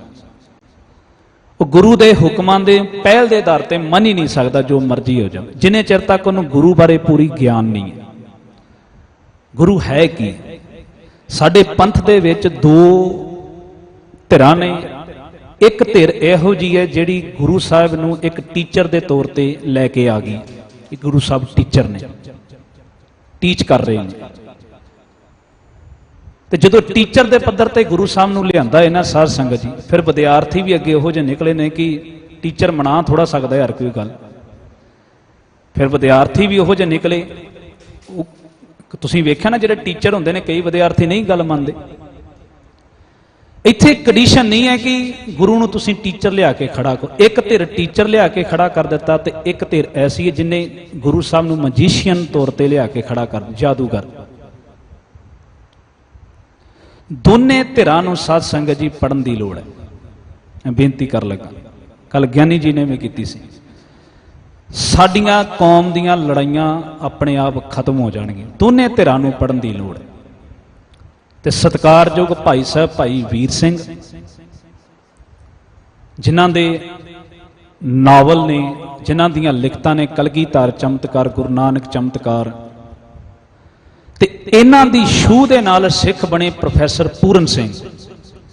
ਇਹ ਦੋ ਸਤਿਕਾਰਯੋਗ ਸ਼ਖਸੀਅਤਾਂ ਇਹੋ ਜਿਹੀਆਂ ਨੇ, ਜਿੰਨੇ ਚਿਰ ਤੱਕ ਸਾਡੀ ਕੌਮ ਇਹਨਾਂ ਨੂੰ ਪੜ੍ਹਦੀ ਨਹੀਂ ਹੈ, ਆਪ ਰੀਡ ਨਹੀਂ ਕਰਦੀ, ਉਨੇ ਚਿਰ ਤੱਕ ਸਾਧ ਸੰਗਤ ਜੀ ਤੁਹਾਨੂੰ ਗੁਰੂ ਕੀ ਚੀਜ਼ ਹੈ, ਗੁਰੂ ਕਿਸ ਚੀਜ਼ ਦਾ ਨਾਂ ਹੈ, ਕਿਸ ਸ਼ਖਸੀਅਤ ਦਾ ਨਾਂ ਹੈ, ਤੁਸੀਂ ਇਸ ਤੋਂ ਵਾਂਝੇ ਰਹਿ ਜਾਂਦੇ। ਕਿਉਂਕਿ ਅੱਜ ਸਮਾਂ ਹੈ ਵਾਰਤਕ ਦਾ। ਜੇ ਕਵਿਤਾ ਸਮਝ ਨਹੀਂ ਆਉਂਦੀ, ਅਸੀਂ ਵਾਰਤਕ ਸਮਝ ਸਕਦੇ ਹਾਂ, ਤੇ ਵਾਰਤਕ ਦੇ ਵਿੱਚ ਭਾਈ ਵੀਰ ਸਿੰਘ ਤੇ ਪ੍ਰੋਫੈਸਰ ਪੂਰਨ ਸਿੰਘ ਦਾ ਸਾਨੀ ਕੋਈ ਨਹੀਂ। ਜਿਸ ਤਰੀਕੇ ਨਾਲ ਉਹਨਾਂ ਨੇ ਗੁਰੂ ਦੀ ਵਡਿਆਈ ਕੀਤੀ ਹੈ, ਗੁਰੂ ਦੀ ਸ਼ੋਭਾ ਕੀਤੀ ਹੈ, ਗੁਰੂ ਨੂੰ ਸਿੱਖ ਨੂੰ ਸਮਝਾਉਣ ਦਾ ਯਤਨ ਕੀਤਾ ਹੈ, ਜਿਹੜਾ ਸਿੱਖ, ਜਿਹੜਾ ਇਨਸਾਨ ਉਹਨਾਂ ਦੀਆਂ ਲਿਖਤਾਂ ਨੂੰ ਪੜ੍ਹਦਾ ਹੈ, ਉਹਨਾਂ ਦੀ ਰੂਹ ਆਸ਼ਾ ਸ਼ਿਕਾਰ ਉੱਠਦੀ ਹੈ, ਨਸ਼ਿਆ ਜਾਂਦੀ ਹੈ। ਉਸ ਤੋਂ ਬਾਅਦ ਸਾਧ ਸੰਗਤ ਜੀ ਜਦੋਂ ਸਿੱਖ ਬਾਣੀ ਪੜ੍ਹਦਾ ਹੈ, ਮੱਥਾ ਟੇਕਦਾ ਹੈ, ਉਹਦਾ ਨਜ਼ਰੀਆ ਹੀ ਚੇਂਜ ਹੋ ਜਾਂਦਾ ਹੈ। ਪ੍ਰੈਕਟੀਕਲ ਕਰਕੇ ਵੇਖ ਲਓ, 10 ਲਾਈ ਬੋਲ ਰਹੇ। ਇਸ ਕਰਕੇ ਸਾਡੀ ਕੌਮ ਨੂੰ ਪੜ੍ਹਨ ਦੀ ਲੋੜ ਹੈ। ਗੁਰੂ ਬਹੁਤ ਉੱਚੀ ਚੀਜ਼ ਹੈ, ਬਹੁਤ। ਉਹ ਨਾ ਟੀਚਰ ਹੈ, ਨਾ ਉਹ ਮੈਜੀਸ਼ੀਅਨ ਹੈ, ਉਹ ਬਹੁਤ ਉੱਚੀ ਹੈ। ਤੁਸੀਂ ਉਹਨੂੰ ਸਮਝਣ ਵਾਸਤੇ ਸਾਧ ਸੰਗਤ ਜੀ ਪਹਿਲਾਂ ਉਹਨਾਂ ਦਾ ਸਿੱਖ ਹੋਣਾ ਪਊ, ਸਿੱਖ ਗੁਰੂ ਦੇ ਬਾਰੇ। ਕਿਉਂਕਿ ਬਾਣੀ ਦਾ ਵਾਕ ਹੈ, ਗੁਰ ਸਿੱਖਾਂ ਕੇ ਮਨ ਭਾਵਦੀ, ਗੁਰ ਸਤਿਗੁਰ ਕੀ ਵਡਿਆਈ। ਉਹਨੂੰ ਗੁਰੂ ਤਾਂ ਹੀ ਚੰਗਾ ਲੱਗੂਗਾ ਨਾ ਜੇ ਉਹ ਸਿੱਖ ਬਣੇ। ਤੇ ਸਿੱਖ ਬਣਨ ਵਾਸਤੇ ਸਾਧ ਸੰਗਤ ਜੀ ਬੜਾ ਕੁਝ, ਸਾਰੀ ਬਾਣੀ ਹੀ ਸਿੱਖ ਬਣਨ ਵਾਸਤੇ ਇੱਕ ਜ਼ਰੀਆ, ਇੱਕ ਤਰੀਕਾ ਦੱਸਦੀ। ਸਤਿਗੁਰ ਕੀ ਬਾਣੀ ਸਤ ਸਰੂਪ ਹੈ, ਗੁਰ ਬਾਣੀ ਬਣੀ। ਇਸ ਕਰਕੇ ਗੁਰੂ ਦੀ ਜਿਸ ਦੀ ਵਡਿਆਈ ਹੋ ਰਹੀ ਹੈ, ਜਿਹਨੂੰ ਭੱਟ ਕਹਿ ਰਹੇ ਨੇ ਕਿ ਵੇਖਦਿਆਂ ਹੀ ਗੁਰੂ ਅਮਰਦਾਸ ਮਹਾਰਾਜ 4 ਸਿੱਖ ਚੀਜ਼ਾਂ ਖਰੀਦ ਕੇ ਲੈ ਜਾਂਦੇ ਨੇ, ਜਪ, ਤਪ, ਸਤ, ਸੰਤੋਖ। ਇਹ ਤਾਂ ਸਾਧ ਸੰਗਤ ਜੀ ਦੇ ਗੁਰੂ ਦੀ ਸਾਡੇ ਮਨ ਦੇ ਵਿੱਚ ਵੈਲਿਊ ਉੱਚੀ ਹੋਵੇ। ਜਿੰਨੀ ਕਿਸੇ ਦੀ ਸ਼ਖਸੀਅਤ ਉੱਚੀ ਹੁੰਦੀ ਹੈ ਨਾ, ਉਨਾ ਹੀ ਉਹਦੀ ਗੱਲ ਦੇ ਵਿੱਚ ਵੀ ਵਜਨ ਹੁੰਦਾ ਹੈ, ਇਨਸਾਨ ਮੰਨਦਾ ਹੈ। ਜਿੰਨੀ ਕਿਸੇ ਦੀ ਸ਼ਖਸੀਅਤ ਉੱਚੀ ਹੈ, ਉਨੀ ਉਹਦੀ ਰਸਨਾ ਤੋਂ ਨਿਕਲਣ ਵਾਲੀ ਗੱਲ ਦਾ ਮੁੱਲ ਪੈਂਦਾ ਹੈ। ਇਨਸਾਨ ਉਸ ਤਰੀਕੇ ਨਾਲ, ਉਸ ਨਜ਼ਰੀਏ ਨਾਲ ਉਸ ਦੀ ਗੱਲ ਨੂੰ ਵੇਖਦਾ ਹੈ, ਮੰਨਦਾ ਹੈ, ਸੁਣਦਾ ਹੈ। ਮਿਸਾਲ ਦੇ ਤੌਰ ਤੇ ਟੀਵੀ ਦੇ ਉੱਤੇ ਸਾਧ ਸੰਗਤ ਜੀ ਕਿੰਨੀਆਂ ਮਸ਼ਹੂਰੀਆਂ ਹੁੰਦੀਆਂ ਨੇ, ਹਰ ਇੱਕ ਪ੍ਰੋਡਕਟ ਦੀਆਂ ਵੱਖੋ ਵੱਖਰੀਆਂ ਮਸ਼ਹੂਰੀਆਂ ਨੇ। ਕੀ ਲੋੜ ਪੈਂਦੀ ਆ ਕੰਪਨੀਆਂ ਨੂੰ ਕਰੋੜਾਂ ਕਰੋੜਾਂ ਰੁਪਏ ਖਰਚ ਕਰਕੇ ਕਿਸੇ ਐਕਟਰ ਕੋਲੋਂ, ਕਿਸੇ ਫਿਲਮੀ ਸਟਾਰ ਕੋਲੋਂ ਮਸ਼ਹੂਰੀ ਕਰਾਉਣ ਦੀ ਸੋਚਿਆ ਕਦੀ? ਮੈਟਰ ਕਰਦਾ ਹੈ। ਜੇ ਉਹੀ ਪ੍ਰੋਡਕਟ ਦੀ ਮਸ਼ਹੂਰੀ ਕੋਈ ਆਮ ਬੰਦਾ ਕਰੇ, ਕਿਉਂਕਿ ਉਹਦੀ ਸ਼ਖਸੀਅਤ ਬਹੁਤ ਛੋਟੀ ਹੈ, ਉਹਦੀ ਵੈਲਿਊ ਬਹੁਤ ਛੋਟੀ ਹੈ, ਤੇ ਜਦੋਂ ਇਹ ਗੱਲ ਕਵੇਗਾ, ਇਹ ਪ੍ਰੋਡਕਟ ਦੀ ਮਸ਼ਹੂਰੀ ਕਰੇਗਾ, ਗੱਲ ਕਵੇਗਾ, ਪਬਲਿਕ ਦੇ ਵਿੱਚ ਉਹਨਾਂ ਅਸਰ ਨਹੀਂ ਹੋਣਾ। ਉਹ ਬੰਦਾ ਉਹ ਚਾਹੁੰਦੇ ਨੇ ਪੈਸਾ ਲਾ ਕੇ ਜਿਹਦੀ ਦੁਨੀਆ ਦੇ ਵਿੱਚ ਭੱਲ ਬਣੀ, ਦੁਨੀਆ ਦੇ ਵਿੱਚ ਸ਼ਖਸੀਅਤ ਬਹੁਤ ਉੱਚੀ ਹੈ, ਵੈਲਿਊ ਹੈ, ਤੇ ਕਰੋੜਾਂ ਰੁਪਈਆ ਪੇ ਕਰਕੇ ਜਦੋਂ ਉਹਦੇ ਕੋਲ ਭਾਵੇਂ ਕੋਲਗੇਟ ਦੀ, ਭਾਵੇਂ ਕਿਸੇ ਵੀ ਪ੍ਰੋਡਕਟ ਦੀ ਆਮ ਜਿਹਦੀ ਮਸ਼ਹੂਰੀ ਕਰਾਉਂਦੇ, ਉਹਨਾਂ ਨੂੰ ਪਤਾ ਕਿ ਪਬਲਿਕ ਦੇ ਮਨ 'ਚ ਜਾਣਾ, ਕਿਉਂਕਿ ਵੈਲਿਊ ਸ਼ਖਸੀਅਤ ਦੀ ਬਣੀ। ਇਸ ਕਰਕੇ ਜਿੰਨੇ ਚਿਰ ਤੱਕ ਗੁਰੂ ਦੀ ਸ਼ਖਸੀਅਤ ਆਪਣੇ ਮਨ ਵਿੱਚ ਅਸੀਂ ਸਰਵ ਉੱਚਤਾ ਨਹੀਂ ਨਾ ਰੱਖਦੇ, ਉਨੇ ਚਿਰ ਤੱਕ ਗੁਰੂ ਦੇ ਹੁਕਮਾਂ ਨੂੰ ਅਸੀਂ ਪਹਿਲ ਦੇ ਆਧਾਰ ਤੇ ਮੰਨ ਹੀ ਨਹੀਂ ਸਕਦੇ, ਮੰਨਿਆ ਹੀ ਨਹੀਂ ਜਾਣਾ ਸਾਡੇ ਕੋਲ। ਇਸ ਕਰਕੇ ਗੁਰੂ ਨੂੰ ਸਮਝਣਾ ਜ਼ਰੂਰੀ। ਕੇਵਲ ਭੱਟ ਸਾਹਿਬਾਨ ਨਹੀਂ, ਤੁਸੀਂ ਸੱਤਾ ਬਲਵੰਡਾ ਜੀ ਦੀ ਵਾਰ ਪੜ੍ਹ ਕੇ ਵੇਖੋ, ਉਹਨਾਂ ਨੇ ਗੁਰੂ ਅੰਗਦ ਸਾਹਿਬ ਮਹਾਰਾਜ ਜੀ ਦੇ ਪ੍ਰਥਾਏ ਵੀ ਇਹ ਗੱਲ ਆਖੀ ਹੈ। ਉਹ ਕਹਿੰਦੇ ਨੇ ਕਿ ਹੋਵੇ ਸਿਵਤ ਖਸਮ ਦੀ, ਨੂਰ ਅਰਸ਼ੋਂ ਕੁਰਸ਼ੋਂ ਝਟਿਆ, ਤੁਧ ਡਿਠੇ ਸੱਚੇ ਪਾਤਸ਼ਾਹ। ਸਿਰਫ ਵੇਖਿਆ ਹੀ, ਤੁਧ ਡਿਠੇ ਸੱਚੇ ਪਾਤਸ਼ਾਹ, ਮਲ ਜਨਮ ਜਨਮ ਦੀ ਕੱਟੀ ਹੈ। ਧੋ ਕੇ ਰੱਖ ਦਿੰਦਾ ਹੈ ਪਾਤਸ਼ਾਹ ਉਸ ਦੀ ਮੈਲ। ਬੰਦੇ ਕੋ ਆਪਣੇ ਤੇ ਕਾਬੂ ਰਹਿੰਦਾ ਹੀ ਨਹੀਂ ਹੈ ਬਾਅਦ ਚੋਂ। ਤਾਂ ਗੁਰੂ ਨੂੰ ਇਸ ਪੱਧਰ ਤੇ ਜਾ ਕੇ ਵੇਖਦਾ, ਕਿੱਦਾਂ ਬੰਦਾ ਆਪਣੇ ਤੇ ਕਾਬੂ ਕਰ ਲੂ, ਕਿੱਦਾਂ ਆਖੂ ਕਿ ਮਹਾਰਾਜ ਮੈਂ ਉਹੀ ਜ਼ਿੰਦਗੀ ਬਤੀਤ ਹੋ ਹੀ ਨਹੀਂ ਸਕਦਾ। ਇਹ ਹੈ ਸਤ ਸੰਗਤ ਜੀ, ਗੁਰੂ ਨੂੰ ਮੰਨਣਾ, ਗੁਰੂ ਨੂੰ ਉੱਚੇ ਲੈਵਲ ਤੇ ਜਾ ਕੇ ਇਸ ਕਰਕੇ ਪੜੋ। ਭਾਈ ਵੀਰ ਸਿੰਘ ਪੜੋ, ਪ੍ਰੋਫੈਸਰ ਪੂਰਨ ਸਿੰਘ ਦੀ ਵਾਰਤਕ ਪੜੋ। ਉਸ ਤੋਂ ਬਾਅਦ ਸਤ ਸੰਗਤ ਜੀ ਬਾਣੀ ਪੜ੍ਹਨ ਦਾ ਤੁਹਾਡਾ ਨਜ਼ਰੀਆ ਚੇਂਜ ਹੋਵੇ। ਗੁਰੂ ਨੂੰ ਟੌਪ ਤੇ ਲੈ ਕੇ ਆਉਣਾ ਪਊ, ਗੁਰੂ ਨੂੰ ਉੱਚਤਾ ਤੇ ਲੈ ਕੇ ਆਉਣਾ ਪਊ, ਜੇ ਅਸੀਂ ਗੁਰੂ ਦੇ ਹੁਕਮਾਂ ਨੂੰ ਸਮਝਣਾ, ਦੀ ਸ਼ਖਸੀਅਤ ਨੂੰ ਉਭਾਰਨਾ ਪਊ। ਭੱਟ ਸਾਹਿਬਾਨ ਦੀ ਨਿਗਾਹ ਵਿੱਚ ਗੁਰੂ ਦੀ ਸ਼ਖਸੀਅਤ ਸਰਬ ਉੱਚਤਾ ਤੇ ਪ੍ਰਮਾਣ ਤੇ। ਉਹ ਕਹਿੰਦੇ ਨੇ ਜਪ ਤਪ ਸਤ ਸੰਤੋਖ, ਪਿਖ ਦਰਸ਼ਨ ਗੁਰ ਸਿੱਖੇ। ਵੇਖਿਆ ਹੀ ਪਾਤਸ਼ਾਹ ਜੀ ਨਿਹਾਲ ਹੋ ਜਾਈਦਾ, ਵੇਖਿਆ ਹੀ।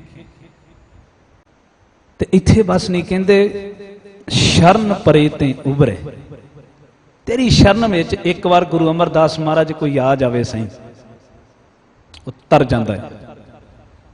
ਤੁਹਾਡੀ ਤਲਿਸਮੀ ਨਿਗਾਹ, ਤੁਹਾਡੀ ਨਜ਼ਰ ਉਹਨੂੰ ਤਾਰ ਕੇ ਰੱਖ ਦਿੰਦੀ ਹੈ। ਸ਼ਰਨ ਪਰੇ ਤੇ ਉਭਰੇ, ਛੋੜ ਜੰਮਪੁਰ ਕੀ ਲਿਖੈ। ਜਿਹੜੇ ਉਹ ਵਕਾਰਾਂ ਦੇ ਲੇਖੇ, ਵਕਾਰਾਂ ਦੇ ਤਾਣੇ ਬੁਣਨੇ ਅੰਦਰ ਬੁਣਦਾ ਹੈ ਨਾ, ਇੱਕਦਮ ਫਿਨਿਸ਼ ਹੋ ਜਾਂਦੇ ਨੇ, ਖਤਮ ਹੋ ਜਾਂਦੇ ਨੇ। ਬਸ ਇੱਕ ਵਾਰ ਜਿਹਨੇ ਤੇਰੀ ਸ਼ਰਨ ਆ ਗਈ, ਜਿਹਨੇ ਤੇਰੀ ਸ਼ਰਨ ਮੰਨ ਲਈ। ਸ਼ਰਨ ਵੀ ਸਾਧ ਸੰਗਤ ਜੀ ਬੜੀ ਵੱਡੀ ਚੀਜ਼ ਹੈ। ਮੈਂ ਫਿਰ ਉੱਥੇ ਲੈ ਕੇ ਆਉਣਾ ਚਾਹੁੰਦਾ। ਸ਼ਰਨ ਵੀ ਮੈਟਰ ਕਰਦੀ ਹੈ ਕਿ ਤੁਸੀਂ ਕਿਹਦੀ ਸ਼ਰਨ 'ਚ ਜਾ ਰਹੇ। ਪਾਣੀ ਦੀ ਸ਼ਰਨ ਵਿੱਚ ਜਾ ਕੇ ਚਲਾ ਜਾਵੇ, ਪਾਣੀ ਦੇ ਵਿੱਚ ਹੀ ਜਾ ਕੇ ਪੈ ਜਾਵੇ, ਪਾਣੀ ਦੀ ਕੋਈ ਵੈਲਿਊ ਨਹੀਂ ਰਹਿੰਦੀ। ਉਹੀ ਪਾਣੀ ਦੁੱਧ ਦੀ ਸ਼ਰਨ ਲੈ ਲਵੇ ਕਿਤੇ, ਉਹੀ ਪਾਣੀ ਦੁੱਧ ਦੀ ਸ਼ਰਨ ਲੈ ਲਵੇ ਕਿਤੇ, ਜਿਸ ਪਾਣੀ ਦੀ ਕੋਈ ਕੀਮਤ ਨਹੀਂ ਹੈ। ਜੇ 65-60 ਰੁਪਏ ਲੀਟਰ ਦੁੱਧ ਵਿਕਦਾ ਹੈ ਨਾ, ਉਹੀ ਭਾਅ ਬੋਲੋ ਜੀ ਪਾਣੀ ਨੇ ਵੇਚ ਜਾਣਾ। ਸ਼ਰਨ ਵੀ ਮੈਟਰ ਕਰਦੀ, ਤੁਸੀਂ ਪੈ ਕਿਹੜੀ ਰਹੇ, ਸ਼ਰਨ ਲੈ ਕਿਹੜੀ ਰਹੇ। ਪਾਣੀ ਵਿੱਚ ਪੈ ਜਾਵੇ ਕੋਈ ਵੈਲਿਊ ਨਹੀਂ। ਤੁਸੀਂ ਵੇਖਿਆ ਛਬੀਲਾਂ ਲੱਗਦੀਆਂ ਨੇ ਪਾਣੀ ਦੀਆਂ ਜ਼ਿਆਦੀਆਂ, ਦੁੱਧ ਦੀ ਕਦੀ ਛਬੀਲ ਲੱਗੀ ਵੇਖੀ? ਬਹੁਤ ਘੱਟ, ਕਿਉਂਕਿ ਮਹਿੰਗਾ ਹੈ, ਕੀਮਤੀ ਹੈ। ਸ਼ਰਨ ਮੈਟਰ ਕਰਦੀ ਹੈ। ਇਹ ਬਾਣੀ ਦੇ ਵਿੱਚ ਉਦਾਹਰਣ ਹੈ ਗੁਰੂ ਨਾਨਕ ਸਾਹਿਬ ਜੀ ਦੀ। ਏ ਮਨ ਐਸੀ ਹਰਸਿਓ ਪ੍ਰੀਤ ਕਰ, ਜੈਸੀ ਜਲ ਦੁੱਧ ਹੋਏ। ਇਹ ਗੁਰੂ ਨਾਨਕ ਸਾਹਿਬ ਜੀ ਦੀ ਪ੍ਰੀਤ ਦੀ ਉਦਾਹਰਨ ਦਿੱਤੀ ਹੈ ਕਿ ਜਿਵੇਂ ਪਾਣੀ ਦੁੱਧ ਦੀ ਸ਼ਰਨ ਲੈ ਕੇ ਦੁੱਧ ਨਾਲ ਪਿਆਰ ਕਰਦਾ ਏ, ਇਸ ਤਰੀਕੇ ਨਾਲ ਪਿਆਰ ਕਰ ਆਪਣੇ ਗੁਰੂ ਦੇ ਨਾਲ। ਇਸ ਤਰੀਕੇ ਨਾਲ ਉਹਦੀ ਸ਼ਰਨ ਵਿੱਚ ਜਾ। ਜਦੋਂ ਸ਼ਰਨ ਵਿੱਚ ਜਾਵੇਂਗਾ ਉੱਚਤਾ ਦੇ, ਜਿੱਥੇ ਤੇਰਾ ਜੀਵਨ ਵੀ ਉੱਚਤਾ ਦੇ ਪੱਧਰ ਤੇ ਚਲਾ ਜਾਂਦਾ ਹੈ, ਉੱਚਾ ਹੋ ਜਾਂਦਾ ਹੈ, ਉੱਥੇ ਆਉਣ ਵਾਲੇ ਸਮੇਂ ਦੇ ਵਿੱਚ ਜਿਹੜੀਆਂ ਨਸਲਾਂ ਨੇ, ਜਿਹੜੀਆਂ ਪੀੜ੍ਹੀਆਂ ਨੇ, ਉਹ ਵੀ ਗੁਰੂ ਤੋਂ ਕਦੀ ਮੁਨਕਰ ਨਹੀਂ ਹੁੰਦੀਆਂ। ਇਹ ਵੀ ਗੱਲ ਪੱਕੀ, ਕਿਉਂਕਿ ਤੁਹਾਡੀ ਸ਼ਰਨ ਮੈਟਰ ਕਰਦੀ। ਤੁਸੀਂ ਪਏ ਕਿਹਦੀ ਸ਼ਰਨ 'ਚ? ਪਟ ਕੀਰਤ ਜੀ ਦੀ ਗਵਾਹੀ ਹੈ ਆਪਦੀ, ਸ਼ਰਨ ਪਰੇ ਤੇ ਉਭਰੇ, ਤੇਰੀ ਸ਼ਰਨ ਪੈ ਗਿਆ ਉਹ ਤਰ ਜਾਂਦਾ ਹੈ। ਤੇ ਪਟ ਕੀਰਤ ਜੀ ਦੇ ਪਿਤਾ ਜੀ ਦਾ ਨਾਂ ਸੀ ਪਟ ਭਿੱਖਾ ਜੀ। ਕੀ ਨਾਂ ਸੀ ਸਾਧ ਸੰਗਤ ਜੀ? ਪਟ ਭਿੱਖਾ ਜੀ। ਤੇ ਪਟ ਕੀਰਤ ਜੀ, ਜਿਵੇਂ ਬੱਚੇ ਨੂੰ ਆਪਣੇ ਪਿਤਾ ਬਾਰੇ ਬਹੁਤ ਚੀਜ਼ਾਂ ਦਾ ਪਤਾ ਹੁੰਦਾ, ਹੁਣ ਪਟ ਕੀਰਤ ਜੀ ਪਟ ਭਿੱਖਾ ਜੀ ਦੇ ਸੁਪੁੱਤਰ ਨੇ, ਆਪਣੇ ਪਿਤਾ ਬਾਰੇ ਤੇ ਪਤਾ ਹੋਊ, ਆਪਣਾ ਪਿਤਾ ਦਾ ਜਿਹੜਾ ਜੀਵਨ ਚੇਂਜ ਹੋਇਆ ਉਹਨਾਂ ਬਾਰੇ ਤੇ ਪਤਾ ਹੋਊ। ਇਹਦੀ ਅਗਵਾਈ ਗੁਰਬਾਣੀ 'ਚ ਵੀ ਮਿਲਦੀ ਹੈ ਤੇ ਪਟ ਕੀਰਤ ਜੀ ਵੀ ਦੇ ਰਹੇ ਨੇ। ਪਟ ਕੀਰਤ ਜੀ ਦੇ ਪਿਤਾ ਪਟ ਭਿੱਖਾ ਜੀ ਜਦੋਂ ਭੱਟ ਪਹਿਲੀ ਵਾਰ ਗੁਰੂ ਸਾਹਿਬ ਦੀ ਸ਼ਰਨ ਵਿੱਚ ਆਏ ਨੇ ਤਾਂ ਗੁਰੂ ਅਮਰਦਾਸ ਮਹਾਰਾਜ ਦੀ ਸ਼ਰਨ ਵਿੱਚ ਹੀ ਗੋਇੰਦਵਾਲ ਸਾਹਿਬ ਆਏ ਸੀ। ਤੇ ਸਾਰੇ ਭੱਟਾਂ ਦੇ ਸ਼੍ਰੋਮਣੀ ਜਿਹੜੇ ਭੱਟ ਨੇ ਉਹ ਭੱਟ ਭਿੱਖਾ ਜੀ ਨੇ, ਜਿਹੜੇ ਸਭ ਤੋਂ ਸਰਵ ਉੱਚਤਾ ਦੇ ਪੱਧਰ ਤੇ ਆਉਂਦੇ ਨੇ। ਇਹ ਸਭ ਤੋਂ ਪਹਿਲਾਂ ਗੁਰੂ ਅਮਰਦਾਸ ਮਹਾਰਾਜ ਦੀ ਖੁਦ ਸ਼ਰਨ ਵਿੱਚ ਆਏ ਨੇ। ਤੇ ਫਿਰ ਭੱਟ ਭਿੱਖਾ ਜੀ ਕੋਈ ਪੁੱਛ ਲਈਏ, ਭੱਟ ਭਿੱਖਾ ਜੀ ਤੁਹਾਡੇ ਪੁੱਤਰ ਨੇ। ਭੱਟ ਕੀਰਤ ਜੀ ਨੇ ਆਖਿਆ ਕਿ ਗੁਰੂ ਅਮਰਦਾਸ ਦੀ ਸ਼ਰਨ ਵਿੱਚ ਪੈ ਕੇ ਬੰਦਾ ਤਰ ਜਾਂਦਾ ਹੈ, ਕਿਰਪਾ ਕਰਕੇ ਤੁਸੀਂ ਸਾਨੂੰ ਦੱਸੋ ਜਿੱਦਣ ਤੁਸੀਂ ਗੁਰੂ ਅਮਰਦਾਸ ਮਹਾਰਾਜ ਦੀ ਪਹਿਲੀ ਵਾਰ ਸ਼ਰਨ ਵਿੱਚ ਆਏ ਸੀ ਤੁਹਾਨੂੰ ਕਿੱਦਾਂ ਦਾ ਮਹਿਸੂਸ ਹੋਇਆ? ਤੇ ਅਗਵਾਈ ਬਾਣੀ 'ਚ ਕੀ ਕਹਿੰਦੇ ਨੇ ਭੱਟ ਭਿੱਖਾ ਜੀ? ਕਹਿੰਦੇ ਰਹਿਓ ਸੰਤ ਹੋ ਟੋਲ, ਬੜੇ ਵੇਖੇ ਘੁੰਮ ਘਮਾ ਕੇ, ਸਾਧ ਬਹੁ ਤੇਰੇ ਡਿੱਠੇ ਸੰਨਿਆਸੀ, ਕਿੰਨੇ ਕਿੰਨੇ ਸੰਨਿਆਸੀ ਵੇਖੇ, ਤਪੱਸੀਆਂ ਕਿੰਨੇ ਕਿੰਨੇ ਆਪਣੇ ਆਪ ਨੂੰ ਤਪਸਵੀਅਤ ਧਨੰਤਰ ਅਖਵਾਉਂਦੇ ਵੇਖੇ, ਸੰਨਿਆਸੀ ਤਪੱਸੀਆਂ ਮੁਖੋਂ ਇਹ ਪੰਡਤ ਮਿੱਠੇ। ਤੇ ਭੱਟ ਭਿੱਖਾ ਜੀ ਕਿਰਪਾ ਕਰਕੇ ਦੱਸੋ ਕਿੰਨਾ ਚਿਰ ਤੁਸੀਂ ਲੱਭਦੇ ਰਹੇ ਇਹਨਾਂ ਕੋਲੋਂ ਸੱਚ ਦਾ ਤਲ, ਸੱਚ ਦਾ ਗਿਆਨ? ਕਹਿੰਦੇ ਬਰਸ ਏਕ ਹਾਉ ਫਿਰਿਓ ਕਿਨੇ ਨਾ ਪਰਚੋਂ ਲਾਇਓ। ਪਰਚੋ ਕਹਿੰਦੇ ਨੇ ਤਸੱਲੀ, ਕਿ ਇਹਨਾਂ ਸਾਰਿਆਂ ਨੂੰ ਜਾ ਜਾ ਕੇ ਬੈਠਦੇ ਰਹੇ, ਵਹਿੰਦਾ ਰਿਹਾ, ਸੰਗਤ ਮਾਣੀ, ਵਿਚਾਰਾਂ ਕੀਤੀਆਂ, ਧਰਮ ਦੇ ਤਲ ਤੇ ਜਾ ਕੇ ਵਿਚਾਰਾਂ ਹੋਈਆਂ, ਪਰ ਕਹਿੰਦੇ ਕਿਸੇ ਨੇ ਤਸੱਲੀ ਨਹੀਂ ਭੱਟ ਭਿੱਖਾ ਦੀ ਕਰਾਈ, ਕਿਸੇ ਨੇ ਅੰਦਰ ਦੀ ਸੰਤੁਸ਼ਟਤਾ ਨਹੀਂ ਕਵਾ ਸਕਿਆ ਕੋਈ, ਕਿਉਂਕਿ ਮੁਖੋਂ ਇਹ ਪੰਡਤ ਮਿੱਠੇ। ਕਹਿਤਿਆਂ ਕਹਿਤੀ ਸੁਣੀ ਰਹਿਤ ਕੋ ਖੁਸ਼ੀ ਨਾ ਆਇਓ। ਜਦੋਂ ਜੀਵਨ ਵੇਖਿਆ ਗੱਲ ਬਣੀ ਨਹੀਂ, ਤਸੱਲੀ ਨਹੀਂ ਹੋਈ।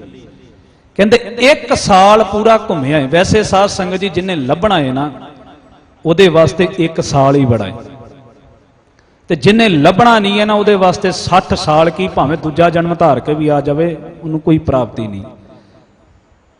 ਜਿਹਨੇ ਲੱਭਣਾ ਹੈ ਉਹਦੇ ਵਾਸਤੇ 1 ਸਾਲ ਭੱਟ ਭਿੱਖਾ ਜੀ ਵਾਂਗੂ ਬੜਾ ਹੈ। ਜਿਹਨੇ ਸੱਚੀ ਮੁੱਚੀ ਗਿਆਨ ਪ੍ਰਾਪਤ ਕਰਨਾ ਹੈ, ਜਿਹਨੂੰ ਪਤਾ ਗੁਰੂ ਦੀ ਵਡਿਆਈ ਕੀ ਹੈ, ਤੇ ਜਿਹਨੂੰ ਗੁਰੂ ਦੀ ਅਹਿਮੀਅਤ ਨਹੀਂ, ਸੱਚ ਦੇ ਤਲ ਦਾ ਪਤਾ ਹੀ ਨਹੀਂ ਹੈ, ਉਹਦੇ ਵਾਸਤੇ ਭਾਵੇਂ 3 ਪੀੜ੍ਹੀਆਂ ਆ ਜਾਣ, ਭਾਵੇਂ ਬੁੱਢਾ ਹੋ ਜਾਵੇ, ਉਹਦੇ ਵਾਸਤੇ ਉਦਾਂ ਹੀ ਹੈ। ਦਾੜੀ ਚਿੱਟੀ ਹੋ ਜਾਊ ਪਰ ਮਨ ਕਾਲੇ ਦਾ ਕਾਲਾ ਹੀ ਰਹੂ। ਭੱਟ ਭਿੱਖਾ ਜੀ ਆਂਦੇ 1 ਸਾਲ ਹੀ ਮੈਂ ਘੁੰਮਿਆ, ਪਤਾ ਲੱਗ ਗਿਆ ਕਿਸੇ 'ਚ ਤਲ ਨਹੀਂ। ਪਰ ਜਦੋਂ ਗੁਰੂ ਅਮਰਦਾਸ ਮਹਾਰਾਜ ਤੇਰੀ ਸ਼ਰਨ 'ਚ ਆਏ ਆ, ਜਿੱਦਣ ਮੈਂ ਤੇਰੀ ਸ਼ਰਨ ਵਿੱਚ ਆਇਆ, ਗੁਰ ਦਈਓ ਮਲਾਇਓ ਭਿੱਖਿਆ ਜੀਵ ਤੂੰ ਰੱਖੇ ਤੇਵਰ ਹੋ, ਸ਼ਰਨ ਪਰੇ ਤੈਂ ਉਭਰੇ। ਕਿ ਗੁਰੂ ਅਮਰਦਾਸ ਮਹਾਰਾਜ ਤੇਰੀ ਸ਼ਰਨ ਵਿੱਚ ਭੱਟ ਭਿੱਖਾ ਕਿਸੇ ਵਕਤ ਚੱਲ ਕੇ ਆਇਆ ਸੀ, ਤੁਸੀਂ ਤਾਰ ਦਿੱਤਾ, ਅੰਦਰ ਦੀ ਸੰਤੁਸ਼ਟਾ ਕਰਾ ਦਿੱਤੀ ਕਿ ਧਰਮ ਆਹ ਚੀਜ਼ ਦਾ ਨਾ ਹੈ, ਸੱਚ ਇਹ ਹੈ, ਬਾਕੀ ਸਭ ਫੋਕੇ ਗਿਆਨ ਨੇ, ਬਾਹਰ ਦਾ ਵਿਖਾਵਾ ਇਸ ਤੋਂ ਵੱਧ ਕੇ ਹੋਰ ਕੁਝ ਨਹੀਂ। ਇਹ ਭੱਟ ਕੀਰਤ ਜੀ ਦੇ ਪਿਤਾ ਭੱਟ ਭਿੱਖਾ ਜੀ ਦੀ ਖੁਦ ਦੀ ਗਵਾਹੀ ਹੈ।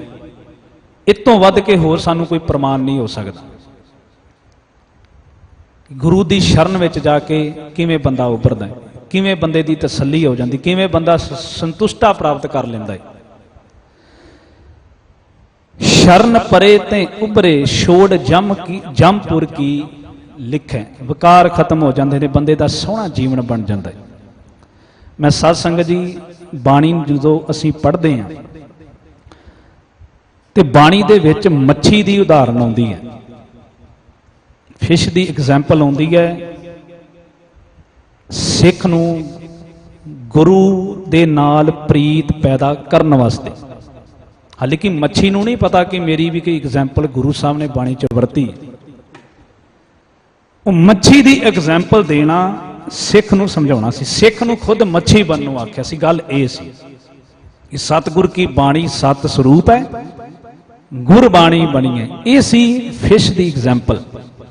ਜਿਉ ਮੱਛਲੀ ਬਿਨ ਪਾਣੀ ਹੈ, ਕਿਉਂ ਜੀਵਨ ਪਾਵੇ। ਇਹ ਸਿੱਖ ਵਾਸਤੇ ਉਪਦੇਸ਼ ਸੀ ਕਿ ਮੱਛੀ ਦੀ ਪੀੜ੍ਹੀ ਚੈੱਕ ਕਰਕੇ ਵੇਖੋ, ਉਹਨਾਂ ਦੇ ਦਾਦੇ ਪੜਦਾਦੇ ਜੋ ਪਤਾ ਨਹੀਂ ਕਦੋਂ ਤੋਂ ਪਾਣੀ 'ਚ ਰਹਿ ਰਹੀਆਂ, ਤੇ ਉਹਨਾਂ ਦੀਆਂ ਆਉਣ ਵਾਲੀਆਂ ਨਸਲਾਂ ਉਹ ਪਾਣੀ 'ਚ ਹੀ ਰਹਿੰਦੀਆਂ ਨੇ। ਉਹਨਾਂ ਨੇ ਇਹੋ ਜਿਹੀ ਪਾਣੀ ਦੀ ਸ਼ਰਨ ਲਈ ਹੋਈ ਹੈ, ਪਾਣੀ ਤੋਂ ਬਾਹਰ ਨਿਕਲਦੀਆਂ ਨੇ ਤਾਂ ਉਹਨਾਂ ਦੀ ਡੈਥ ਹੈ। ਉਹ ਇਹੋ ਜਿਹੀ ਸ਼ਰਨ ਪਾਣੀ ਤੇ ਲੈ ਕੇ ਬੈਠੀਆਂ, ਪਾਣੀ ਉਹਨਾਂ ਦੇ ਅੰਦਰ ਸਮਾਇਆ ਹੋਇਆ, ਪਾਣੀ ਉਹਨਾਂ ਦੇ ਅੰਦਰ ਸਮਾਇਆ ਹੋਇਆ। ਭਗਤ ਰਵਿਦਾਸ ਜੀ ਨੇ ਵੀ ਇਸ ਚੀਜ਼ ਦਾ ਖੁਲਾਸਾ ਕੀਤਾ ਹੈ, ਉਦਾਹਰਨ ਦਿੱਤੀ ਹੈ ਕਿ ਜਦੋਂ ਕੋਈ ਬੰਦਾ ਮੱਛੀ ਵੇਚਣ ਵਾਲਾ ਮੱਛੀ ਵੇਚਦਾ ਹੈ, ਕੱਟ-ਕੁੱਟ ਕੇ ਵੇਚ ਦਿੰਦਾ ਹੈ, ਤੇ ਖਰੀਦਣ ਵਾਲਾ ਜਦੋਂ ਉਹਨੂੰ ਬਣਾਉਂਦਾ ਹੈ, ਛਕਦਾ ਹੈ ਨਾ, ਤੇ ਜਦੋਂ ਮੱਛੀ ਪੇਟ ਵਿੱਚ ਜਾਂਦੀ ਹੈ ਨਾ, ਤੇ ਕਹਿੰਦੇ ਉੱਥੇ ਵੀ ਜਾ ਕੇ ਤਾਉ ਨਾ ਬਿਸਰਿਓ ਪਾਣੀ, ਖੰਡ ਖੰਡ ਕਰ ਭੋਜਨ ਕੀਨੋ ਤਾਉ ਨਾ ਬਿਸਰਿਓ ਪਾਣੀ। ਉੱਥੇ ਵੀ ਪਾਣੀ ਪਾਣੀ ਕਰਦੀ ਤੇ ਬੜੀ ਲੱਗਦੀ। ਇੰਨਾ ਪਾਣੀ ਉਹਨਾਂ ਦੇ ਅੰਦਰ ਸਮਾਇਆ ਹੋਇਆ ਹੈ ਮੱਛੀ ਦੇ, ਕਿਉਂਕਿ ਸ਼ਰਨ ਬੜੇ ਚਿਰ ਦੀ ਲਈ। ਹੁਣ ਜਦੋਂ ਮੈਂ ਇਹ ਐਗਜ਼ਾਮਪਲ ਪੜ੍ਹਦਾ, ਮੈਂ ਤੇ ਭੱਟਾਂ ਦੇ ਵਿੱਚ ਹੀ ਇਹ ਜੀਵਨ ਵੇਖਦਾ। ਵੈਸੇ ਐਗਜ਼ਾਮਪਲਾਂ ਹੋਰ ਵੀ ਉਦਾਹਰਨਾਂ ਬਹੁਤ ਨੇ, ਪਰ ਭੱਟਾਂ ਦੇ ਸਵਈਏ ਚੱਲਦੇ ਪਏ ਨੇ, ਤੇ ਭੱਟਾਂ ਦਾ ਆਪ ਦਾ ਜੀਵਨ ਹੀ ਸਾਹਮਣੇ ਰੱਖ ਲਈਏ, ਸਾਡੇ ਵਾਸਤੇ ਇਸ ਤੋਂ ਵੱਡੀ ਪ੍ਰੇਰਨਾ ਸਰੋਤ ਹੋਰ ਕੋਈ ਚੀਜ਼ ਹੋ ਨਹੀਂ ਸਕਦੀ। ਭੱਟ ਕੀਰਤ ਜੀ ਦੇ ਪਿਤਾ ਜੀ ਭੱਟ ਭਿੱਖਾ ਜੀ, ਉਹਨਾਂ ਦੇ ਦਾਦੇ, ਉਹਨਾਂ ਦੇ ਪਿਤਾ ਜੀ ਉਹ ਸ਼ਰਨ ਵਿੱਚ ਪੈ ਚੁੱਕੇ ਨੇ, ਤੇ ਅੱਗੋਂ ਭੱਟ ਕੀਰਤ ਜੀ ਦੇ ਪੋਤਰੇ ਪੜਪੋਤਰੇ ਇਹ ਵੀ ਸਾਧ ਸੰਗਤ ਜੀ ਗੁਰੂ ਸਾਹਿਬ ਦੀ ਸ਼ਰਨ ਵਿੱਚ ਪਏ ਹੋਏ ਨੇ। ਇਹਨਾਂ ਨੇ ਵੀ ਗੁਰੂ ਪ੍ਰਤੀ ਬੜੀਆਂ ਕੁਰਬਾਨੀਆਂ ਕੀਤੀਆਂ, ਬੜੀ ਸੇਵਾ ਕੀਤੀ। ਭੱਟ ਕੀਰਤ ਜੀ ਦਾ ਪੜਪੋਤਰਾ ਹੈ ਭੱਟ ਨਰਬਦ ਸਿੰਘ ਜੀ। ਮੱਛੀ ਦੀ ਐਗਜ਼ਾਮਪਲ ਸੁਣੀ। ਭੱਟ ਭਿੱਖਾ ਜੀ ਦਾ ਸੁਪੁੱਤਰ ਹੈ ਭੱਟ ਕੀਰਤ ਜੀ, ਤੇ ਭੱਟ ਕੀਰਤ ਜੀ ਦਾ ਪੜਪੋਤਰਾ ਹੈ ਭੱਟ ਨਰਬਦ ਸਿੰਘ ਜੀ। ਤੇ ਭੱਟ ਨਰਬਦ ਸਿੰਘ ਜੀ ਉਹ ਸ਼ਖਸੀਅਤ ਹੈ, ਜਦੋਂ ਗੁਰੂ ਕਲਗੀਧਰ ਪਾਤਸ਼ਾਹ ਜੀ ਨੰਦੇੜ ਸਾਹਿਬ ਦੀ ਧਰਤੀ ਤੇ ਜਾਂਦੇ ਨੇ, ਤੇ ਉਹਨਾਂ ਦੇ ਨਾਲ ਜਾਣ ਵਾਲਾ, ਉਹਨਾਂ ਦੀ ਸੰਗਤ ਮਾਨਣ ਵਾਲਾ ਭੱਟ ਨਰਬਦ ਸਿੰਘ ਨਾਲ ਹੈ। ਤੇ ਜਿੱਦਣ 1708 ਈਸਵੀ ਵਿੱਚ ਕਲਗੀਧਰ ਪਾਤਸ਼ਾਹ ਜੀ ਨੇ ਗੁਰੂ ਗ੍ਰੰਥ ਸਾਹਿਬ ਜੀ ਨੂੰ ਗੁਰਤਾ ਗੱਦੀ ਸੌਂਪੀ ਹੈ, ਆ ਜਿਹੜੇ ਅੱਜ ਚੈਲੰਜ ਕਰਦੇ ਨੇ ਗੁਰੂ ਗ੍ਰੰਥ ਸਾਹਿਬ ਦੀ ਗੁਰਤਾ ਗੱਦੀ ਨੂੰ, ਜੇਕਰ ਸਭ ਤੋਂ ਪ੍ਰਮਾਣਿਤ ਲਿਖਤ ਉਹਨਾਂ ਦੇ ਇਸ ਝੂਠ ਦਾ ਜਵਾਬ ਦੇ ਸਕਦੀ ਹੈ, ਉਹ ਕੋਈ ਹੋਰ ਨਹੀਂ, ਭੱਟ ਕੀਰਤ ਜੀ ਦਾ ਪੜਪੋਤਰਾ ਭੱਟ ਨਰਬਦ ਸਿੰਘ ਦੀ ਲਿਖਤ ਹੈ।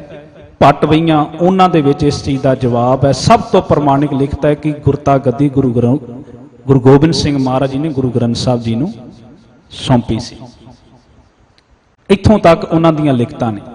ਫਿਰ ਭੱਟ ਨਰਬਦ ਸਿੰਘ ਜੀ ਦੀ ਅੱਗੇ ਚੌਥੀ ਪੀੜ੍ਹੀ ਵਿੱਚੋਂ ਭਾਈ ਸਰੂਪ ਸਿੰਘ ਤੇ ਭਾਈ ਸੇਵਾ ਸਿੰਘ ਇਹ ਪੈਦਾ ਹੋਏ।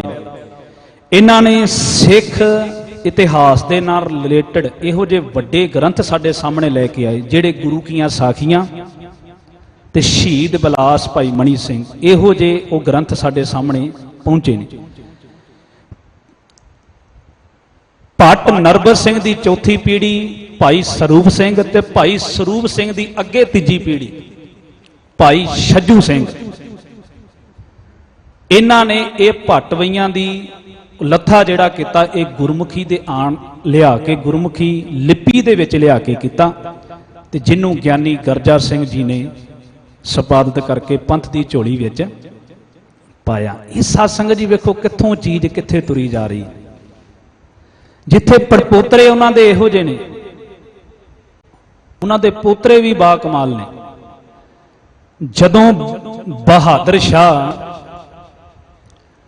ਜਿਸ ਨੂੰ ਸਹਿਬੇ ਕਮਾਲ ਗੁਰੂ ਗੋਬਿੰਦ ਸਿੰਘ ਸੱਚੇ ਪਾਤਸ਼ਾਹ ਜੀ ਨੇ ਮਦਦ ਕਰਕੇ ਭਾਰਤ ਦਾ ਤਖਤ ਦਿਵਾਇਆ ਸੀ, ਜਦੋਂ ਬਾਬਾ ਬੰਦਾ ਸਿੰਘ ਬਹਾਦਰ ਨੇ ਪੰਜਾਬ ਦੇ ਵਿੱਚ ਸਿੱਖ ਰਾਜ ਕਾਇਮ ਕੀਤਾ, ਜਦੋਂ ਇਹਨਾਂ ਦੀਆਂ ਤਲਾਵਾਂ ਢਿੱਲੀਆਂ ਕਰਕੇ ਰੱਖ ਦਿੱਤੀਆਂ, ਤੇ ਬਹਾਦਰ ਸ਼ਾਹ ਐਮਰਜੈਂਸੀ ਦੌਰਾ ਕਰਦਾ ਹੈ ਪੰਜਾਬ ਦੀ ਧਰਤੀ ਤੇ।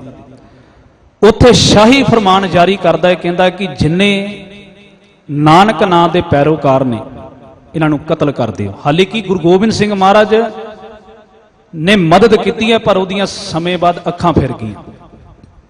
ਇਤਿਹਾਸ ਦੇ ਪੰਨਿਆਂ ਤੇ ਲਿਖਿਆ ਹੈ, ਕਹਿੰਦੇ ਕਿ ਮੁਲਤਾਨ ਦੀ ਧਰਤੀ ਤੋਂ 40 ਵਣਜਾਰੇ ਸਿੱਖ ਲਾਹੌਰ ਆ ਰਹੇ ਸੀ ਤੇ ਉਥੋਂ ਦੇ ਸਰਬਖਾ ਰਾਹ ਨੂੰ ਜਿਹੜਾ ਲਾਹੌਰ ਦਾ ਸੀ ਉਹਨੂੰ ਪਤਾ ਲੱਗ ਗਿਆ, ਉਹਨੇ 40 ਦੇ 40 ਸਿੱਖ ਫੜ ਲਏ। 40 ਸਿੱਖਾਂ ਅੱਗੇ ਇੱਕੋ ਹੀ ਉਹਨੇ ਮੰਗ ਰੱਖੀ ਹੈ, ਕਹਿੰਦਾ ਜਾਂ ਤੇ ਸਲਾਮ ਤੇ ਜਾਂ ਤੁਹਾਡਾ ਗੁਰੂ, ਦੋਨਾਂ 'ਚ ਕੀ ਤੁਸੀਂ ਪਸੰਦ ਕਰਦੇ ਹੋ? ਉਹਨਾਂ ਨੇ ਹੱਸ ਕੇ 40 ਨੇ ਆਖਿਆ, ਕਹਿੰਦੇ ਅਸੀਂ ਗੁਰੂ ਪਸੰਦ ਕਰਦੇ ਹਾਂ, ਸਾਡਾ ਗੁਰੂ ਨਾਲ ਪਿਆਰ ਹੈ। ਕਹਿੰਦਾ ਜੇ ਗੁਰੂ ਦੇ ਨਾਲ ਤੁਹਾਡਾ ਪਿਆਰ ਹੈ, ਪ੍ਰੀਤ ਹੈ, ਤੇ ਕਹਿੰਦੇ ਤੁਸੀਂ ਵੇਖੋ ਫਿਰ ਜਾਂਦੇ ਵੀ ਕਿਸ ਕੋਲੋਂ ਜੀ। 40 ਨੂੰ ਸਜ਼ਾ ਲਾਈ ਗਈ, ਕਹਿੰਦੇ ਨੇ 40 ਨੂੰ ਧਰਤੀ ਵਿੱਚ ਟੋਆ ਪੁੱਟ ਕੇ ਜਿਉਂਦੇ ਜੀ ਗੱਡ ਦਿਓ। ਉਹਨਾਂ 40 ਸਿੱਖਾਂ ਨੂੰ ਧਰਤੀ ਦੇ ਵਿੱਚ ਟੋਏ ਪੁੱਟ ਕੇ ਜਿਉਂਦਿਆਂ ਜੀ ਗੱਡਿਆ। ਉਹਨਾਂ 40 ਸਿੱਖਾਂ ਵਿੱਚੋਂ 3 ਜਿਹੜੇ ਸਿੱਖ ਨੇ, ਭਾਈ ਕੇਸੋ ਸਿੰਘ, ਭਾਈ ਹਰੀ ਸਿੰਘ, ਭਾਈ ਦੇਸਾ ਸਿੰਘ, ਇਹ ਸਤਿਕਾਰਯੋਗ ਭੱਟ ਕੀਰਤ ਜੀ ਦੇ ਸਕੇ ਪੋਤਰੇ ਸੀ ਜਿਹੜੇ ਉੱਥੇ ਸ਼ਹੀਦ ਹੋਏ ਨੇ। ਭੱਟ ਕੀਰਤ ਜੀ ਖੁਦ ਸ਼ਹੀਦ ਨੇ ਅੰਮ੍ਰਿਤਸਰ ਦੀ ਜੰਗ ਵਿੱਚ। ਉਹਨਾਂ ਦੇ ਅੱਗੇ ਪੋਤਰੇ ਪੜਪੋਤਰੇ ਸਾਰੇ ਗੁਰੂ ਪੰਥ ਦੇ ਲੇਖੇ ਲੱਗੇ ਨੇ। ਕਿਉਂ ਸਾਧ ਸੰਗਤ ਜੀ, ਹੁਣ ਮੈਨੂੰ ਇਹ ਦੱਸੋ ਕਿ ਜਿਉਂ ਮਛਲੀ ਬਿਨ ਪਾਣੀ ਹੈ ਕਿਉਂ ਜੀਵਨ ਪਾਵੇ। ਐਗਜ਼ੈਂਪਲ ਪ੍ਰੈਕਟੀਕਲ ਕਿਹਨਾਂ ਨੇ ਕਮਾ ਕੇ ਵਿਖਾਈ? ਇਹ ਉਹੀ ਹੀ ਕਮਾ ਸਕਦੇ ਨੇ ਜਿਨ੍ਹਾਂ ਨੇ ਗੁਰੂ ਨੂੰ ਸਮਝਿਆ ਬੜਾ ਉੱਚੇ ਪੱਧਰ ਤੇ, ਸਰਵ ਉੱਚਤਾ ਦੇ ਪੱਧਰ ਤੇ। ਉਹਨਾਂ ਨੂੰ ਆਪਣਾ ਆਪ ਗੁਰੂ ਦੇ ਲੇਖੇ ਲਾਉਣ ਲੱਗਿਆ ਕੋਈ ਡਰ ਨਹੀਂ ਲੱਗਾ, ਘਬਰਾਏ ਨਹੀਂ, ਥਿੜਕੇ ਨਹੀਂ। ਇਹਨੂੰ ਹੀ ਆਖਿਆ ਕਬੀਰ ਮੇਰਾ ਮੁਝ ਮੈਂ ਕਿਛ ਨਹੀਂ, ਜੋ ਕਿਛ ਹੈ ਸੋ ਤੇਰਾ, ਤੇਰਾ ਤੁਝ ਕੋ ਸੌਂਪ ਕੇ ਕਿਆ ਲਾਗੇ ਮੇਰਾ। ਇਸ ਪੱਧਰ ਤੇ ਜਾ ਕੇ ਇਹ ਸਭ ਕੁਝ ਵਾਪਰਦਾ ਹੈ, ਜਿੱਥੇ ਸਿੱਖ ਮਨ ਦੇ ਤੌਰ ਤੇ ਗੁਰੂ ਨੂੰ ਸਰੈਂਡਰ ਹੋ ਜਾਂਦਾ, ਜਿੱਥੇ ਕਹਿੰਦਾ ਪਾਤਸ਼ਾਹ ਮੇਰਾ ਮੇਰੇ ਉੱਤੇ ਹੀ ਵਸ ਨਹੀਂ ਚੱਲਦਾ, ਤੂੰ ਚਲਾ ਰਿਹਾ। ਇਹਨੂੰ ਆਖਿਆ ਕਿ ਮਨ ਵੇਚੈ ਸਤਿਗੁਰ ਕੇ ਪਾਸ ਤੇ ਸੇਵਕ ਕੇ। ਜਿਹੜੀ ਚੀਜ਼ ਤੁਸੀਂ ਕਿਸੇ ਨੂੰ ਵੇਚਦੇ ਹੋ ਨਾ, ਮੰਨ ਲਓ ਤੁਸੀਂ ਘਰ ਕਿਸੇ ਨੂੰ ਵੇਚਿਆ, ਜਿੰਨੇ ਚਿਰ ਤੱਕ ਘਰ ਤੁਹਾਡਾ ਤੁਹਾਡੇ ਕੋਲ ਸੀ ਨਾ, ਤੁਸੀਂ ਉਹ ਭਾਵੇਂ 2 ਮੰਜ਼ਲੀ ਬਣਾਓ, ਭਾਵੇਂ 3 ਮੰਜ਼ਲੀ ਬਣਾਓ, ਭਾਵੇਂ ਢਾ ਦਿਓ, ਭਾਵੇਂ ਜੋ ਮਰਜ਼ੀ ਬੀਜੋ, ਵੇਚਣ ਤੋਂ ਬਾਅਦ ਤੁਸੀਂ ਇਹ ਨਹੀਂ ਕਹਿ ਸਕਦੇ ਖਰੀਦਣ ਵਾਲੇ ਨੂੰ ਕਿ ਤੂੰ ਆਹ ਚੀਜ਼ ਬਣਾ ਵਿੱਚ, ਤੂੰ ਇੱਥੇ ਗੰਢੇ ਬੀਜ ਜਾਂ ਇਹਨੂੰ ਕਿਰਾਏ ਤੇ ਚੜਾ ਦੇ। ਤੁਹਾਡਾ ਕੋਈ ਵਸ ਨਹੀਂ। ਜਿੰਨੇ ਚਿਰ ਤੱਕ ਤੁਹਾਡਾ ਸੀ ਤੁਸੀਂ ਜੋ ਮਰਜ਼ੀ ਕਰਦੇ, ਪਰ ਜਦੋਂ ਵੇਚ ਦਿੱਤੀ ਜਾਂਦੀ ਹੈ ਨਾ ਚੀਜ਼, ਫਿਰ ਖਰੀਦਣ ਵਾਲੇ ਦੀ ਬੋਲੋ ਜੀ ਉੱਤੇ ਚੱਲਦੀ। ਮਨ ਵੇਚੈ ਸਤਿਗੁਰ ਕੇ ਪਾਸ। ਜਦੋਂ ਗੁਰੂ ਨੂੰ ਏਦਾਂ ਮਨ ਸਿੱਖ ਵੇਚਦਾ ਹੈ ਨਾ, ਤੇ ਫਿਰ ਗੁਰੂ ਜਦੋਂ ਮਨ ਨੂੰ ਖਰੀਦਦਾ, ਫਿਰ ਖਰੀਦਣ ਵਾਲੇ ਦੀ ਚੱਲਦੀ ਹੈ ਉਹਦੇ ਉੱਤੇ। ਕੀ ਇਸ ਸਰੀਰ ਤੋਂ ਲਾਣਾ ਹੈ? ਮੇਰਾ ਮੁਝ ਮੈਂ ਕਿਛ ਨਹੀਂ, ਚੱਲਦਾ ਹੀ ਨਹੀਂ ਹੈ ਬਸ ਆਪਣੇ ਆਪ ਉੱਤੇ। ਉਹ ਬਦੋ ਬਦੀ ਗੁਰੂ ਵਾਲੇ ਪਾਸੇ ਖਿੱਚਿਆ ਚਲਾ ਜਾਂਦਾ। ਇਹ ਸਾਧ ਸੰਗਤ ਜੀ, ਇਸ ਪੱਧਰ ਤੇ ਸਾਨੂੰ ਜ਼ਿੰਦਗੀ ਜਿਉਣੀ ਪਊ। ਮੈਂ ਹੈਰਾਨ ਹੋ ਜਾਣਾ, ਇਹੋ ਜਿਹੇ ਜੀਵਨ ਵੀ ਸਾਡੇ ਸਾਹਮਣੇ ਪਏ ਨੇ ਜਿਨ੍ਹਾਂ ਨੇ ਆਪਣਾ ਸਭ ਕੁਝ ਗੁਰੂ ਲੇਖੇ ਲਾਇਆ, ਪਿਆਰ ਦੇ ਵਿੱਚ ਆਣ ਕੇ, ਪਰ ਜਿਤਾਇਆ ਨਹੀਂ। ਇੱਧਰ ਸਾਧ ਸੰਗਤ ਜੀ, ਗੁਰੂ ਘਰ ਕੁਝ ਚੜਾ ਕੇ ਕੁਝ ਦੇ ਕੇ ਬੰਦਾ ਜਿਤਾ ਰਿਹਾ, ਪੱਖਿਆਂ ਉੱਤੇ ਨਾ, ਕੌਲੀਆਂ ਉੱਤੇ ਨਾ, ਚਮਚਿਆਂ ਉੱਤੇ ਨਾ। ਇਹ ਕਿਸ ਚੀਜ਼ ਚੋਂ ਨਿਕਲੀ ਹੈ ਚੀਜ਼? ਲਿਸਟ ਦੇ ਉੱਤੇ ਲੇਖੇ ਲਾਇਆ, ਬਾਰ-ਬਾਰ ਚੇਤੇ ਕਰ। ਗ੍ਰੰਥੀ ਸਿੰਘ ਅਰਦਾਸ ਕਰ ਰਹੇ, ਤੇ ਮੈਂ ਬਾਹਰਲੀ ਕੰਟਰੀਆਂ 'ਚ ਇਹ ਚੀਜ਼ ਵੇਖੀ। ਹੁਣ ਅਰਦਾਸ ਤੇ ਮਨ ਦੇ ਨਾਲ ਕਰਨੀ, ਇੱਕ ਕਾਗਰ 'ਚ ਧੋ ਕੇ ਕਰਨੀ। ਉਹ ਕਿਤੇ ਗਾਹੇ ਬਗਾਹੇ ਕਿਤੇ ਭੁੱਲ ਜਾਵੇ, ਵਿੱਚ ਹੀ ਕਹਿ ਦਿੰਦੇ ਤੂੰ ਨਾਂ ਨਹੀਂ ਲਿਆ ਸਾਡਾ। ਸੋਚੋ ਤੁਸੀਂ। ਅੱਛਾ, ਉੱਦਾਂ ਕਹਿੰਦੇ ਬਿਨ ਬੋਲਿਆਂ ਸਭ ਕੁਛ ਜਾਣਦਾ, ਕਿਸ ਆਗੇ ਕੀਚੇ। ਅਸੀਂ ਆ ਪੱਧਰ ਤੇ ਲਿਆ ਕੇ ਖੜੇ ਹੋ ਗਏ ਹਾਂ ਸਾਧ ਸੰਗਤ ਜੀ। ਲਿਖਣ ਲਿਖਾਉਣ ਵਾਲੇ ਪਾਸੇ ਇੱਕ ਛੋਟੀ ਜੀ ਘਟਨਾ ਸਾਂਝੀ ਕਰਾਂ, ਸ਼ਰਨ ਵਾਲਿਆਂ ਦੀ, ਗੁਰੂ ਦੇ ਵਿੱਚ ਸਮਾਏ ਹੋਣ ਵਾਲਿਆਂ ਦੀ। ਚਮਕੌਰ ਸਾਹਿਬ ਕਦੀ ਤੁਸੀਂ ਜਾਓ, ਚਮਕੌਰ ਸਾਹਿਬ ਦਾ ਜਿਹੜਾ ਮੌਜੂਦਾ ਸਥਾਨ ਹੈ ਨਾ, ਤੁਹਾਨੂੰ ਪਤਾ ਸਾਧ ਸੰਗਤ ਜੀ, ਇਹ ਕਿਸ ਸਿੱਖ ਨੇ ਲੱਭ ਕੇ ਦਿੱਤਾ ਸਾਨੂੰ, ਪੰਥ ਦੇ ਝੋਲੀ ਪਾਇਆ? ਭਾਈ ਸਰਦਾਰ ਕਰਮ ਸਿੰਘ ਸਟੋਰੀਅਨ ਦੀ ਕਿਤਾਬ ਹੈ, ਬਹੁਮੁੱਲੇ ਇਤਿਹਾਸਕ ਲੇਖ, ਲਿਆ ਕੇ ਪੜ੍ਹੇ। ਉਹਦੇ ਵਿੱਚ ਇੱਕ ਵਿਸ਼ੇਸ਼ ਲੇਖ ਇਸ ਚੀਜ਼ ਉੱਤੇ, ਇੱਕ ਅਮੀਰ, ਇੱਕ ਸਿੱਖ ਜਿਹਦਾ ਨਾਂ ਹੈ ਭਾਈ ਦਿਆਲ ਸਿੰਘ ਜੀ, ਰਈਸ, ਪਿੰਡ ਬੇਲਾ, ਜਿਹੜਾ ਚਮਕੌਰ ਸਾਹਿਬ ਦੀ ਜਿਹੜੀ ਨਹਿਰ ਪੈਂਦੀ ਹੈ ਉਹ ਤੋਂ 4 ਮੀਲ ਦੂਰ ਤੇ ਹੈ। ਭਾਈ ਦਿਆਲ ਸਿੰਘ ਜੀ ਨੂੰ ਜਦੋਂ ਉਹ ਆਪ ਲਿਖਦੇ ਨੇ, ਆਪ ਮੰਨੇ ਨੇ ਕਿ ਮੈਨੂੰ ਗੁਰੂ ਪਾਤਸ਼ਾਹ ਵੱਲੋਂ ਹੁਕਮ ਹੋਇਆ, ਪ੍ਰੇਰਨਾ ਮਿਲੀ, ਉਹ ਜਗ੍ਹਾ ਲੱਭੀ ਜਾ ਕੇ ਜਿੱਥੇ ਕਲਗੀਧਰ ਪਾਤਸ਼ਾਹ ਜੀ ਦੇ ਸੂਰਮੇ ਤੇ ਕੱਲਾ ਕੱਲਾ ਸਿੱਖ 1.25 ਲੱਖ ਤੇ ਭਾਰੂ ਪਿਆ ਸੀ। ਉਹ ਜਗ੍ਹਾ ਲੱਭੀ ਜਾ ਕੇ ਪ੍ਰਾਪਤ ਕੀਤੀ, ਚੱਪਾ ਚੱਪਾ ਛਾਣ ਮਾਰੇ। ਉਹ ਅੰਗੀਠਾ ਲੱਭਿਆ ਜਿੱਥੇ ਬੀਬੀ ਸ਼ਰਨ ਕੌਰ ਆਪਣੇ ਭਰਾਵਾਂ ਦਾ, ਸਾਹਿਬਜ਼ਾਦਿਆਂ ਦਾ ਸੰਸਕਾਰ ਕਰਦਿਆਂ ਕਰਦਿਆਂ ਖੁਦ ਚਿਖਾ ਦੇ ਹਵਾਲੇ ਹੋ ਗਈ।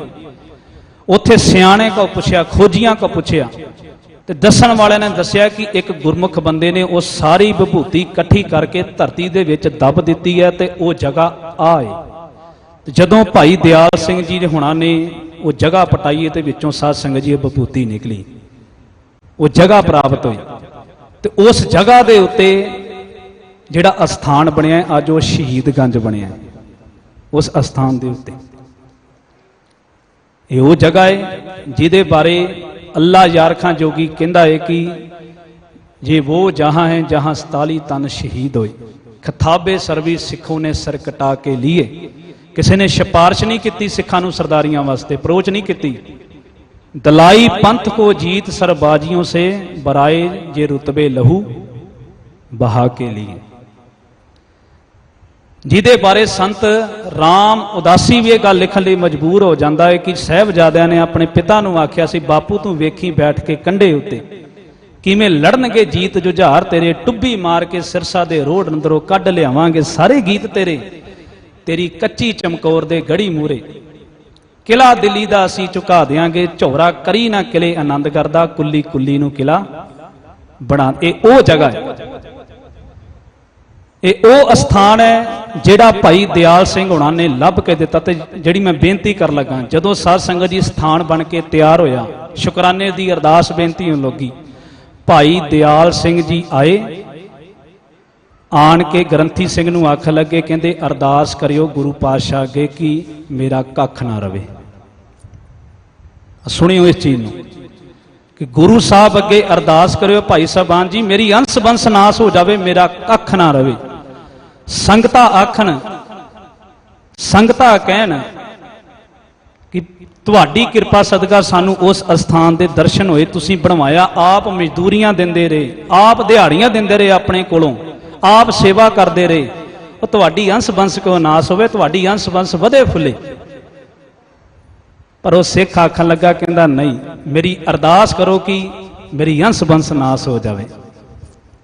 वो हार के पुछदे ने, कहंदे इस तरह तुसीं क्यों कर रहे हो? कहंदा इस करके, सुनियो, पखियां दे नाम लिखाउण वाले, कूलरां ते नाम लिखाउण वाले।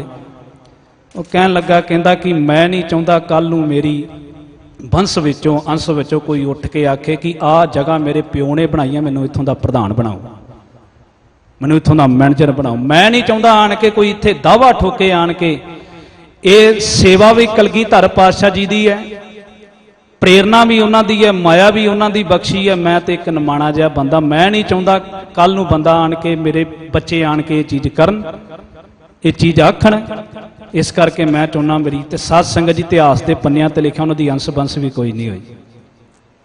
किद्दां आखोगे कबीर मेरा मुझ में किश नहीं जो किश है, किस किद्दां सिखां दा वो किस तरीके लैवल का हिरदा हो, ये चीज़ां साध संगत जी गुरु कोलों जाके प्राप्त होंदियां ने। उस दयाल सिंह वास्ते अपनी अंश बंश तो भी उपर वो जगह है, वो शहीदगंज है जिथे साहिबजादियां दा संस्कार होया सी। वो जगह है, किन्ना गुरु दे प्यार विच वो सिख डुल डुल जा रहा होवेगा। ये सब कुछ साध संगत जी गुरु दी शख्सियत नूं समझण करके, उहदी शरण विच जदों असीं इस तरीके नाल पैने आ, वो भावें भट्टां दा परिवार होवे, भावें ये सिख दा जीवन होवे, सिख गुरु तो वारे वारे जावेगा, अपने आप जावेगा। ਤੇ ਭੱਟ ਇਹੀ ਗੱਲ ਆਖਦੇ, ਕਹਿੰਦੇ ਸ਼ਰਨ ਪਰੇ ਤੇ ਉਭਰੇ ਛੋੜ ਜੰਮਪੁਰ ਕੀ ਲਿਖੈ। ਪਾਤਸ਼ਾਹ ਗੁਰੂ ਅਮਰਦਾਸ ਮਹਾਰਾਜ ਤੇਰੇ ਹਿਰਦੇ ਵਿੱਚ ਇੱਕ ਹੋਰ ਚੀਜ਼ ਹੈ, ਕਿਹੜੀ? ਕਹਿੰਦੇ ਭਗਤ ਭਾਏ ਭਰਪੂਰ ਹਿਰਦੇ। ਤੇਰੇ ਅੰਦਰ ਭਗਤੀ ਸਮਾਈ ਹੋਈ ਹੈ, ਤੇਰੇ ਅੰਦਰ ਪ੍ਰੇਮ ਹੈ ਆਪਣੇ ਮਰੀਦ ਪ੍ਰਤੀ। ਭਗਤ ਭਾਏ ਭਰਪੂਰ ਹਿਰਦੇ ਉਚਰੈ ਕਰਤਾਰੇ, ਕਿਉਂਕਿ ਤੁਸੀਂ ਕਰਤਾਰ ਦੇ ਵਿੱਚ ਲੀਨ ਹੋ। ਉਹਦੇ ਵਿੱਚ ਲੀਨ ਹੋਣ ਕਰਕੇ ਤੁਹਾਡੇ ਅੰਦਰ ਇਹ ਦੋਨੇ ਚੀਜ਼ਾਂ, ਇਹ ਸਾਰੀਆਂ ਚੀਜ਼ਾਂ ਸਮਾਈਆਂ ਨੇ। ਤੇ ਜਿਸ ਗੁਰੂ ਅਮਰਦਾਸ ਮਹਾਰਾਜ ਦੇ ਹਿਰਦੇ ਵਿੱਚ ਇਹ ਚੀਜ਼ਾਂ ਸਮਾਈਆਂ ਨੇ, ਕਹਿੰਦੇ ਗੁਰ ਗਾਹੁਰ ਦਰਿਆਓ ਪਲਕ ਡੁੱਬੰਤੇ ਤਾਰੇ। ਇਸ ਗੁਰੂ ਦੀ ਸ਼ਰਨ ਵਿੱਚ ਜਦੋਂ ਕੋਈ ਆਣ ਕੇ ਪੈਂਦਾ ਹੈ ਨਾ, ਗੁਰੂ ਨਦਰ ਦੇ ਨਾਲ ਹੀ ਇਹੋ ਜਿਹੇ ਸਿੱਖ ਨੂੰ ਤਾਰ ਦਿੰਦਾ, ਉਹਦੇ ਵਾਰੇ ਨਿਆਰੇ ਕਰਕੇ ਰੱਖ ਦਿੰਦਾ ਹੈ। ਪਲਕ ਦੇ ਨਾਲ ਹੀ, ਅੱਖ ਝਮਕਣ ਜਿੰਨੇ ਸਮੇਂ ਦੇ ਵਿੱਚ ਹੀ ਸਿੱਖ ਦੇ ਵਾਰੇ ਨਿਆਰੇ ਹੋ ਜਾਂਦੇ ਨੇ। ਇਹੋ ਜਿਹੀ ਜਿਹੜਾ ਗੁਰੂ ਅਮਰਦਾਸ ਮਹਾਰਾਜ ਤੁਹਾਡੀ ਸ਼ਰਨ ਵਿੱਚ ਆਣ ਕੇ ਪੈ ਜਾਵੇ। ਨਾਨਕ ਕੁਲ ਨਿਮਲ ਅਵਤਰਿਓ, ਹੇ ਨਾਨਕ, ਨਾਨਕ ਦੀ ਕੁੱਲ ਵਿੱਚ ਗੁਰੂ ਅਮਰਦਾਸ ਮਹਾਰਾਜ ਜੀ ਨੇ ਅਵਤਾਰ ਧਰਿਆ। ਗੁਣ ਕਰਤਾਰੇ ਉਚਰੈ, ਜਿਹੜੇ ਲੋਕਾਂ ਨੂੰ, ਸੰਗਤਾਂ ਨੂੰ ਰੱਬ ਜੀ ਨਾਲ ਜੋੜਦੇ ਰਹੇ, ਪ੍ਰੇਮ ਦਿੰਦੇ ਰਹੇ ਅਕਾਲ ਪੁਰਖ ਦਾ। ਕਹਿੰਦੇ ਇਹੋ ਜੇ ਗੁਰੂ ਅਮਰਦਾਸ ਪਾਤਸ਼ਾਹ ਜੀ, ਗੁਰ ਅਮਰਦਾਸ ਜਿਨ ਸੇਵਿਓ ਤਿੰਨ ਦੁੱਖ ਦਰਿਦਰ ਪਰ ਹਰ ਪਰੈ। ਜਿਨ੍ਹਾਂ ਨੇ ਇਹੋ ਜੇ ਗੁਰੂ ਅਮਰਦਾਸ ਮਹਾਰਾਜ ਦੀ ਸੇਵਾ ਕਮਾਈ ਕੀਤੀ, ਉਹਨਾਂ ਦੀ ਜ਼ਿੰਦਗੀ 'ਚ ਦੁੱਖ ਦਰਿਦਰ ਸਭ ਨਿਕਲ ਗਏ, ਕਿਉਂਕਿ ਤੁਧ ਡਿੱਠੇ ਸੱਚੇ ਪਾਤਸ਼ਾਹ ਮਲ ਜਨਮ ਜਨਮ ਦੀ ਕੱਟੀ ਹੈ, ਸਭ ਖਤਮ ਹੋ ਗਏ। ਗੁਰੂ ਅਮਰਦਾਸ ਮਹਾਰਾਜ ਦੀ ਇਹ ਸ਼ਖਸੀਅਤ। ਗੁਰੂ ਰਾਮਦਾਸ ਮਹਾਰਾਜ ਜੀ ਨੂੰ ਕਿਸੇ ਨੇ ਪੁੱਛਿਆ ਸੀ, ਪਾਤਸ਼ਾਹ ਛੋਟੀ ਉਮਰ ਦੇ ਵਿੱਚ ਤੁਹਾਡੇ ਮਾਤਾ ਪਿਤਾ ਚੜ੍ਹਾਈ ਕਰ ਗਏ, ਛੋਟੀ ਉਮਰ 'ਚ ਉਹ ਛੱਡ ਕੇ ਤੁਹਾਨੂੰ, ਸੱਚੇ ਪਾਤਸ਼ਾਹ ਕਿਰਪਾ ਕਰਕੇ ਦੱਸੋ, ਤੁਹਾਨੂੰ ਕਦੀ ਮਾਤਾ ਪਿਤਾ ਦੀ ਕਮੀ ਮਹਿਸੂਸ ਨਹੀਂ ਹੋਈ? ਕਦੀ ਮਹਿਸੂਸ ਹੁੰਦੀ ਹੋਵੇ? ਤੇ ਗੁਰੂ ਰਾਮਦਾਸ ਮਹਾਰਾਜ ਜੀ ਨੇ ਜਿਹੜਾ ਜਵਾਬ ਦਿੱਤਾ ਹੈ, ਬਾਣੀ ਦੇ ਵਿੱਚ ਅੰਕਿਤ ਹੈ, ਲਿਖਿਆ ਹੈ। ਕਹਿੰਦੇ ਸੱਚੀ ਮੁੱਚੀ ਗੁਰੂ ਮੈਨੂੰ ਆਪਣੇ ਮਾਤਾ ਪਿਤਾ ਦੀ ਘਾਟ ਰੜਕਦੀ ਸੱਚੀ ਮੁੱਚੀ ਮਹਿਸੂਸ ਹੋਣੀ ਸੀ ਜੇ ਗੁਰੂ ਅਮਰਦਾਸ ਵਰਗਾ ਪਿਤਾ ਨਾ ਮਿਲਦਾ। ਸੱਚੀ ਮੁੱਚੀ ਹੁੰਦੀ। ਲਫ਼ਜ਼ ਵਰਤੇ ਨੇ ਬਾਣੀ ਦੇ ਵਿੱਚ, ਉਹ ਅੱਖਰ ਵਰਤੇ ਨੇ, ਗੁਰੂ ਸਾਹਿਬ ਨੇ ਆਪਣੀ ਖੁਦ ਦੀ ਗਵਾਹੀ ਦਿੱਤੀ ਹੈ। ਕਹਿੰਦੇ ਤੁਮਰੇ ਗੁਣ ਕਿਆ ਕਹਾਂ ਮੇਰੇ ਸਤਿਗੁਰਾ, ਜਬ ਗੁਰੂ ਬੋਲੇ ਤਬ ਬਿਸਮ ਹੋਏ ਜਾਏ। ਸੁਣਿਓ ਇਸ ਚੀਜ਼ ਨੂੰ ਕਿ ਗੁਰੂ ਅਮਰਦਾਸ ਮਹਾਰਾਜ ਤੁਹਾਡੇ ਕਿਹੜੇ ਗੁਣ ਬਿਆਨ ਕਰਾਂ, ਜਦੋਂ ਹੀ ਗੁਰੂ ਲਫ਼ਜ਼ ਮੇਰੀ ਰਸਨਾ ਤੇ ਹੁੰਦਾ ਮੈਂ ਵਿਸਵਾਸ ਦੇ ਵਿੱਚ ਹੀ ਚਲਾ ਜਾਣਾ। ਕਦੀ ਹੋਇਆ ਸਾਡੇ ਨਾਲ ਇਦਾਂ ਕਿ ਗੁਰੂ ਸਾਡੀ ਰਸਨਾ ਤੇ ਆਵੇ ਤੇ ਸਾਡਾ ਜਿਹੜਾ ਮਾਨਸਿਕ ਪੱਧਰ ਹੈ ਵਿਸਮਾਦ ਦੇ ਵਿੱਚ ਚਲਾ ਜਾਵੇ। ਤੁਮਰੇ ਗੁਣ ਕਿਆ ਕਹਾਂ ਮੇਰੇ ਸਤਿਗੁਰਾ, ਜਬ ਗੁਰੂ ਬੋਲੇ ਤਬ ਬਿਸਮ ਹੋਏ ਜਾਏ। ਹਮ ਜੈਸੇ ਅਪਰਾਧੀ ਅਵਰ ਨਾ ਕੋਈ ਰਾਖੈ, ਜੈਸੇ ਹਮ ਸਤਿਗੁਰ ਰਾਖ ਲੀਏ ਛਡਾਏ। ਜੋ ਹਮਰੀ ਬਿਦ ਹੋਤੀ ਮੇਰੇ ਸਤਿਗੁਰਾ, ਸਾ ਬਿਦ ਤੁਮ ਹਰ ਜਾਨੋ ਆਪੇ। ਹਮ ਰੁਲਤੇ ਫਿਰਤੇ ਕੋਈ ਬਾਤ ਨਾ ਪੁੱਛਤਾ, ਗੁਰ ਸਤਿਗੁਰ ਸੰਗ ਕੀਰੇ ਹਮ ਥਾਪੇ। ਤੂੰ ਗੁਰ ਪਿਤਾ, ਤੂੰ ਹੈ ਗੁਰ ਮਾਤਾ, ਤੂੰ ਗੁਰ ਬੰਦਪ ਮੇਰਾ ਸਖਾ ਸਖਾਏ। ਪਾਤਸ਼ਾਹ ਤੁਸੀਂ ਹੀ ਸਭ ਕੁਝ, ਮੇਰਾ ਪਿਤਾ ਵੀ ਮੇਰੀ ਮਾਤਾ ਵੀ, ਸਭ ਕੁਝ ਗੁਰੂ ਅਮਰਦਾਸ ਮਹਾਰਾਜ ਜੀ ਸਨ ਮੇਰੀ ਜ਼ਿੰਦਗੀ ਵਿੱਚ।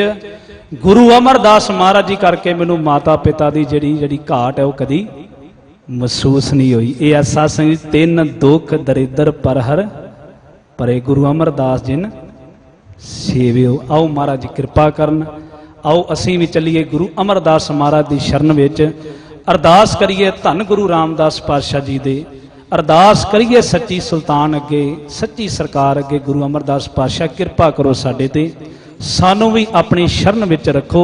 ਜਿਸ ਤਰੀਕੇ ਨਾਲ ਤੁਸੀਂ ਵੱਡੇ ਵੱਡੇ ਅਪਰਾਧੀ ਵੱਡੇ ਵੱਡੇ ਲੋਕਾਂ ਨੂੰ ਪ੍ਰੇਮੇ ਵਰਗਿਆਂ ਨੂੰ ਆਪਣੀ ਸ਼ਰਨ ਵਿੱਚ ਰੱਖ ਕੇ ਮੱਥੋ ਬਰਾੜੀ ਬਣਾ ਕੇ ਤੁਸੀਂ ਸੰਸਾਰ ਵਿੱਚ ਉਭਾਰਿਆ ਸੀ। ਆਓ ਮਹਾਰਾਜ ਦੇ ਚਰਨ ਕਮਲਾਂ 'ਚ ਅਰਦਾਸ ਹੈ, ਸ਼ੁਕਰਾਨੇ ਨੇ ਪਾਤਸ਼ਾਹ ਸ੍ਰੀ ਗੁਰੂ ਗ੍ਰੰਥ ਸਾਹਿਬ ਮਹਾਰਾਜ ਜੀ ਦੀ, ਜਿਨ੍ਹਾਂ ਦੀ ਕਿਰਪਾ ਰਹਿਮਤ ਸਦਕਾ ਅਸੀਂ ਵਿਚਾਰਾਂ ਕੀਤੀਆਂ।